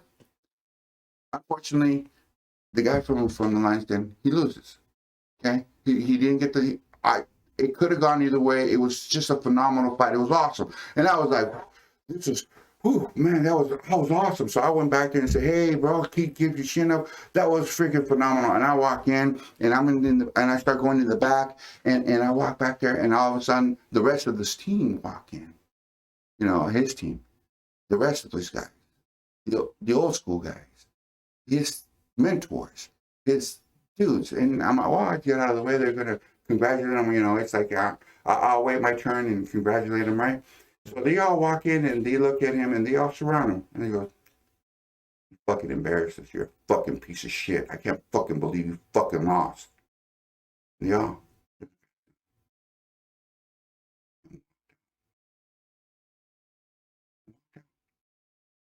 And you should see this kid's face. And I walk over and but that was the mentality. How, Yeah. So after that, I made it a point that if I ever fought anybody from the Lions Den, I wasn't just gonna beat them. I got my chance. A year later, he had this fighter that was coming in, and I'm thinking, well, he's from the Lions Den. We're just gonna be in Reading, Wind River Casino. Saw him in there, and so happened that Ken was it was one of the first shows they were having, so he wanted me to go off. Why? He comes up and he's right before the fight starts, and I'm already thinking, well, this guy's from Lions Den, they're takedown guys, they're gonna ground and pound guys, so working a lot of games. So says, hey, some of these newer guys, so I don't want no elbows and no knees. I'm like, this is a pro fight. We're pro fighters. And I was thinking, he just took my best weapons away from me. I'm thinking he's gonna try to come in and all right, cool, no problem. Turns out this guy's a professional. He was a professional boxer, and he had gone, I think, 30-0 or something, like some ridiculous number, like 20 knockouts, right? So I'm not allowed to knee. Okay, cool. So we get started. So you know how they stand. So I just proceeded to just beat those knees and dirty box, and I think in the 3 rounds, shit out of his legs. I think in the 3 rounds, I could have probably knocked him out in a few times. I had grabbed him and I had the clinch, and I looked at Ken, and he's all, "Don't do it," kind of a thing. Yeah. So I backed out, and everything, but I'm like, and so I think the whole fight he might have landed 6 punches the whole fight. He was black and blue. His leg was all, I was like, just ate up. He barely walked when he got done. And Vernon White, I love Vernon White. He's the funniest, most talented fighter that I ever had the pleasure to meet. That dude is freaking awesome. And he's one of the head trainers there, one of the head fighters. And he was just Vernon the Tiger White is just a fucking phenomenally awesome person, right? And he comes up to me, he goes, "God damn it, I want you to knock him out." I guess this guy was coming in and he was just teeing off on all these youngsters, like and he said, "I just want you to knock him out." Yeah. Had I known. Sorry to disappoint. Kind of a thing. You were kind of on a mission, though, huh? Yeah, but it's like you talk about getting emotional about it, So it was like, that's one of those things where it's like you have the villains, in the sport, and you need them. It makes for a better fight. It makes for a better show, So to me, God bless them. Yeah. I love the Diaz brothers. I'm not going to hang out with them, but I love them, No, they're showmen, like you said. And and they're true heel for reals, Yeah. Well, and they can generate revenue. And it seems like people really tune in when they're really behind a fighter and they really want to see him win, or when they really want to see him lose. Neat. And their brothers are just so freaking phenomenally talented, and they're so tough. And they can back up They talk shit, but they can back it up. Yeah. And they're funny, and they're great, and they're talented. And it's like that's a great combination. And that's why that's why they did as great as they did. Yeah. You know what I mean? It takes all of that to make what is now the Diaz brothers. You know what I mean? They're an iconic. When you think of, oh yeah, there's only a few personalities that really supersede MMA. You know what I mean? That really kind of stand out, and those are definitely one. I mean, they're a household name now. Yeah, they made their mark. Yeah, you know, without a doubt. You know, so to me, you need them all. That's what the ever evolving sport, and I think for the most part, it makes better characters because now it's becoming more of a show. So it's more WWE style stuff. You know, looking back on it with the perspective that you had and being in the trenches throughout the entirety of your career and seeing things now, and I know you said you don't keep up on it as much now as you have in the past, but if you had to make, you know, let's not say a Mount Rushmore, let's give you like a top 5 of all time. If you had to make a top 5 fighters of all time, it'd be tough. I don't even think you know, I have my favorites. Yeah, who but like you say, GOATs. You know, it's like the GOATs are without a doubt. You know, it's like I think Randy Couture only because he was Captain America. Yeah, you know, he was the true hero. He represented an era. You know, the Iceman because it's the Iceman. Yeah, the only one that can knock you out backing out. You know what I mean? Iconic. Then you have people from Pride that didn't get the recognition that they got, that they, you know, they didn't have the opportunities that they could have had. And Pride kept going on. There's just so many people. Krokoff, you know, Fedor, and you know, some of the best fighters in the world. And we have all these Brazilians. You know, it's just so many to count. It's so hard to put them all. You know. To me, Boss Rutten would be up there only because it's Boss. Yeah, he's the boss. You know, he's just to me, he's an iconic sense of the word because when you first started fighting, I'd go from gym to gym and they all had one. They started MMA training now, and they put on the old school Boss the Boss Rutten timer. Lunges. Yeah. 1, 2, lunges. Oh, you know, it's like defense. It's like, oh, you know. Sprawl. Fuck.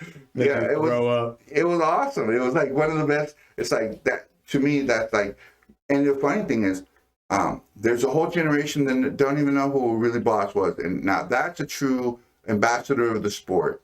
He's such a funny, lovable person. Character, man. He's a persona. You know. It seems like when you look at people like Boss Rutten, or you look at some of the other GOATs, that maybe not necessarily, like my top 5 favorite fighters aren't necessarily the top 5 GOATs. Right. You know what I mean? Like that's a criticism. You know, it could be even GSP and some of these other people. Without a doubt. You know, Damian Maia. You can't deny the things that they've done. You can't deny their prowess in their sport.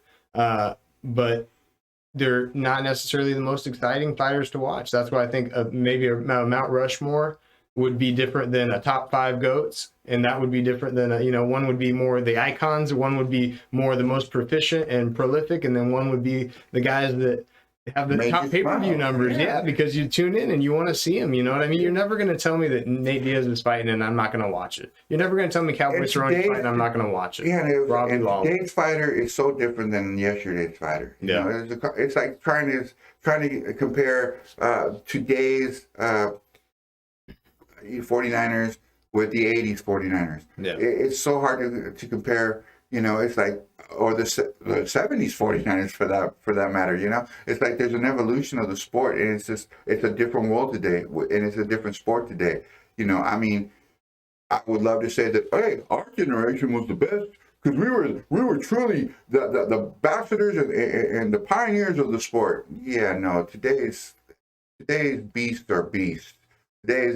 It's a whole different animal today. You know what I mean? Do you prescribe? I know, and it's hard with people that are close to it too. People that fight, or people that train, or people that have fought, or even just people that are super fans that haven't ever experienced any sort of combat, but they're just super close emotionally to the sport and have been since UFC 1, like you were saying.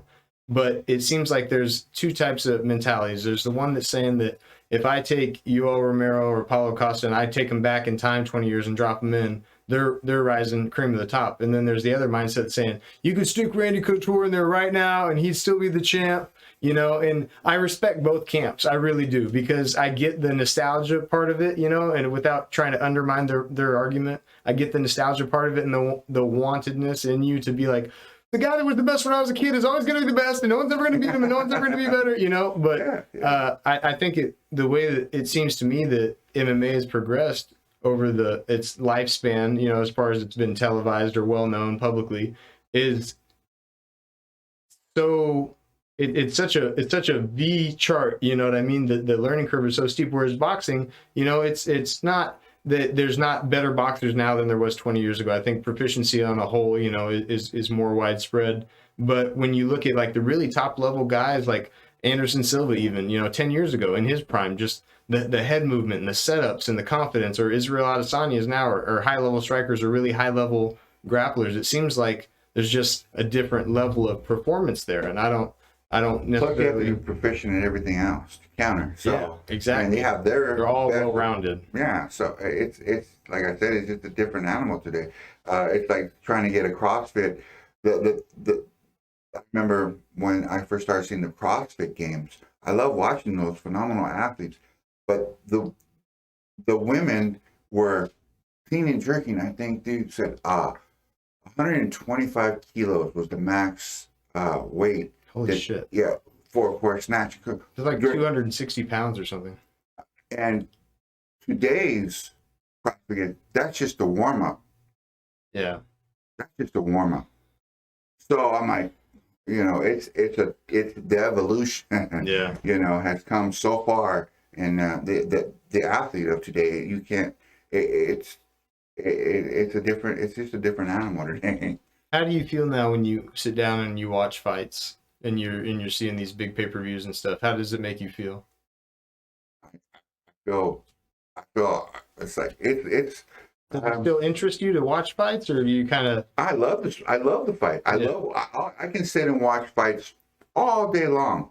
You know, I see the setups. I see where they're going. Oh, I see the win. Oh, look, it's like I watch a fight and it's like my best. It's like my timing. It's like, oh, you setting him up for this. Oh, there it is. It's like, oh, he's dropping his hand. I bet you know what could be good right now.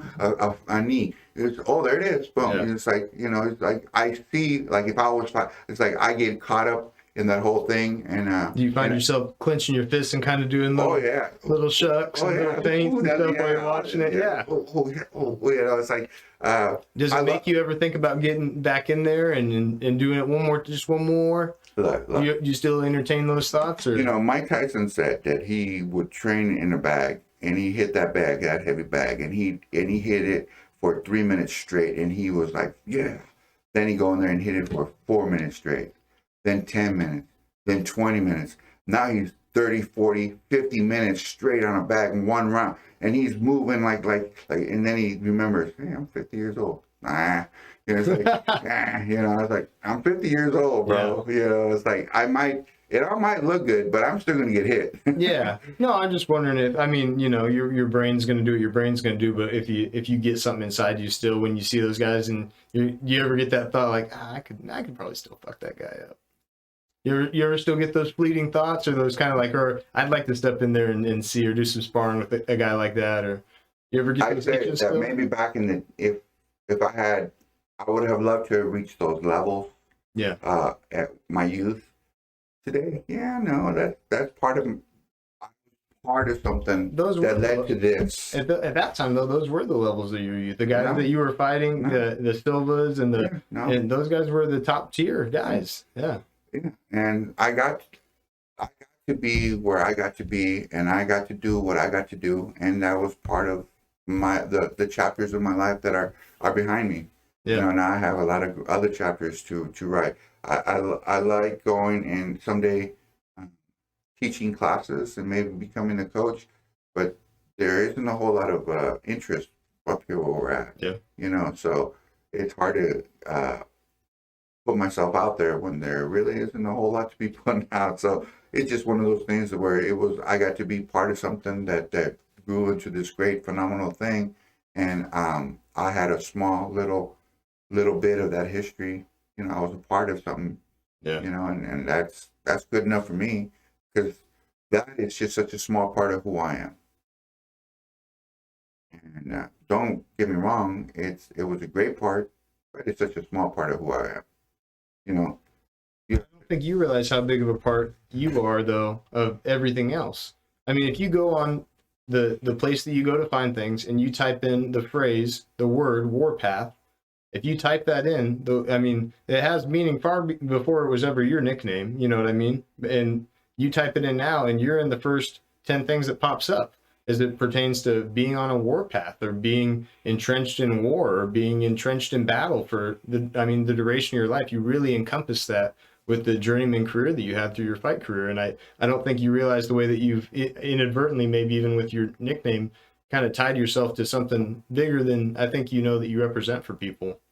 well, I appreciate that. Thank you. You That's know, not a compliment. It's just an observation. That's, I mean, truly, I think that you underestimate your own significance sometimes, and you're very humble and self-deprecating, and it's a very redeeming quality about you. But at the same time, man, I do think that you deserve all the respect in the world for your accomplishments, and I think that it's funny sometimes, you know, working in the type of environment that we work at, seeing people come at you and go, oh, hey, you know, what's up, champ? And they throw a couple jabs, and being someone who's eaten probably 50% jab from you before is an unpleasant experience. And, you know, I think it's funny to watch people kind of kid with you a little bit and poke at the bear, you know what I mean? But you got to remember, you can poke at the bear all day. It's still a bear. So you gotta kind of watch your P's and Q's sometimes. And I think it's funny, the humbleness that you come at that with, and the understanding address that you give people when they make comments or make jokes at you, or, you know, don't let this guy get a hold of you, or those kind of fleeting comments. I think they're really humorous, and you take them in great stride, man. I think that you've. Well, thank you. I think for them, if you can't take a joke and you can't joke with yourself, you know, I mean, Yeah. then you still got things to prove, and you're obviously not fulfilled internally. Yeah. And spiritually. So that's something that I try to work on, kind of a thing. And I'm just so lucky to still be around. I get up in the morning, and after I say, yeah, again, really? You couldn't bring me? Anyway, all right, cool.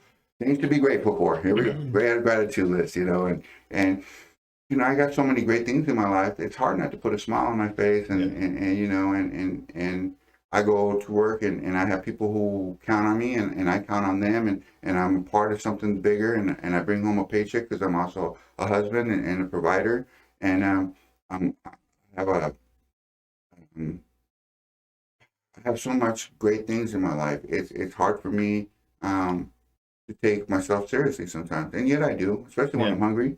Yeah. Don't get hey, you have your fighters, you got your lovers. I'm an eater. Where's the buffet?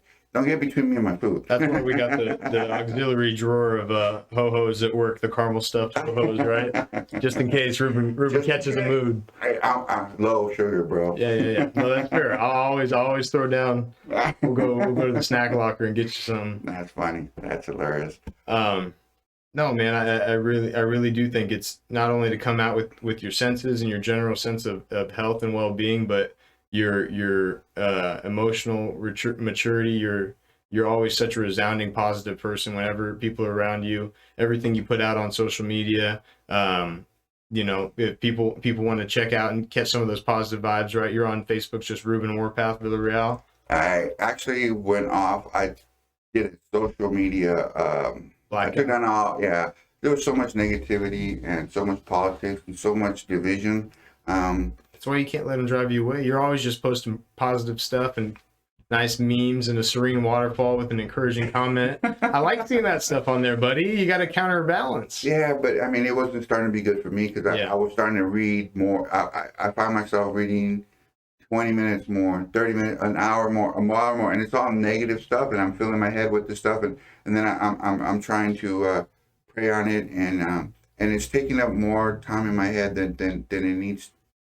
Than it warrants. You know. Yeah. So I just said, let me That's just take a fair. break. I need to take a break personally from it, Yeah. so that I can catch what's important in my life. You know, being here, being now, being in the present is more important than what somebody had for lunch. Buddy, living right on the banks of the Smith River and having the redwoods overhead, but it's probably not a bad place to start with embracing every day for the thankfulness for the things that we got around here. I'm blessed. Yeah. You know, it's hard not to. I keep saying it. I'm tickled pink sometimes that how my life turned out. You Yeah. know, here I am. You know, car's paid for. There's gas in it. You know, it's insured. It's legal. Yeah. I got a job that pays. I got money in the bank. I own a home. I'm encompassed the American dream. That's why I'm such. Um, I'm so in love with this country for the opportunities that it has bestowed upon me and so countless others. You know, you work hard, you work hard, you strive hard, you make positive steps, you follow a positive direction, you move forward, and positive things happen, and everybody can still make it, regardless of what you think or not. If you keep moving forward, no matter how many times you get knocked out, get up. No matter how many times you're told no, so what? Keep going. No matter how many times the things don't go the way you'd like them to, that's just, those are just things that happen. Roadblocks. That doesn't mean that the only person that's going to stop you is you. So you just keep moving forward and enjoy the whole trip while you're there. I think it all turned around for me when um, this quote came up. And he said that your smile in my heart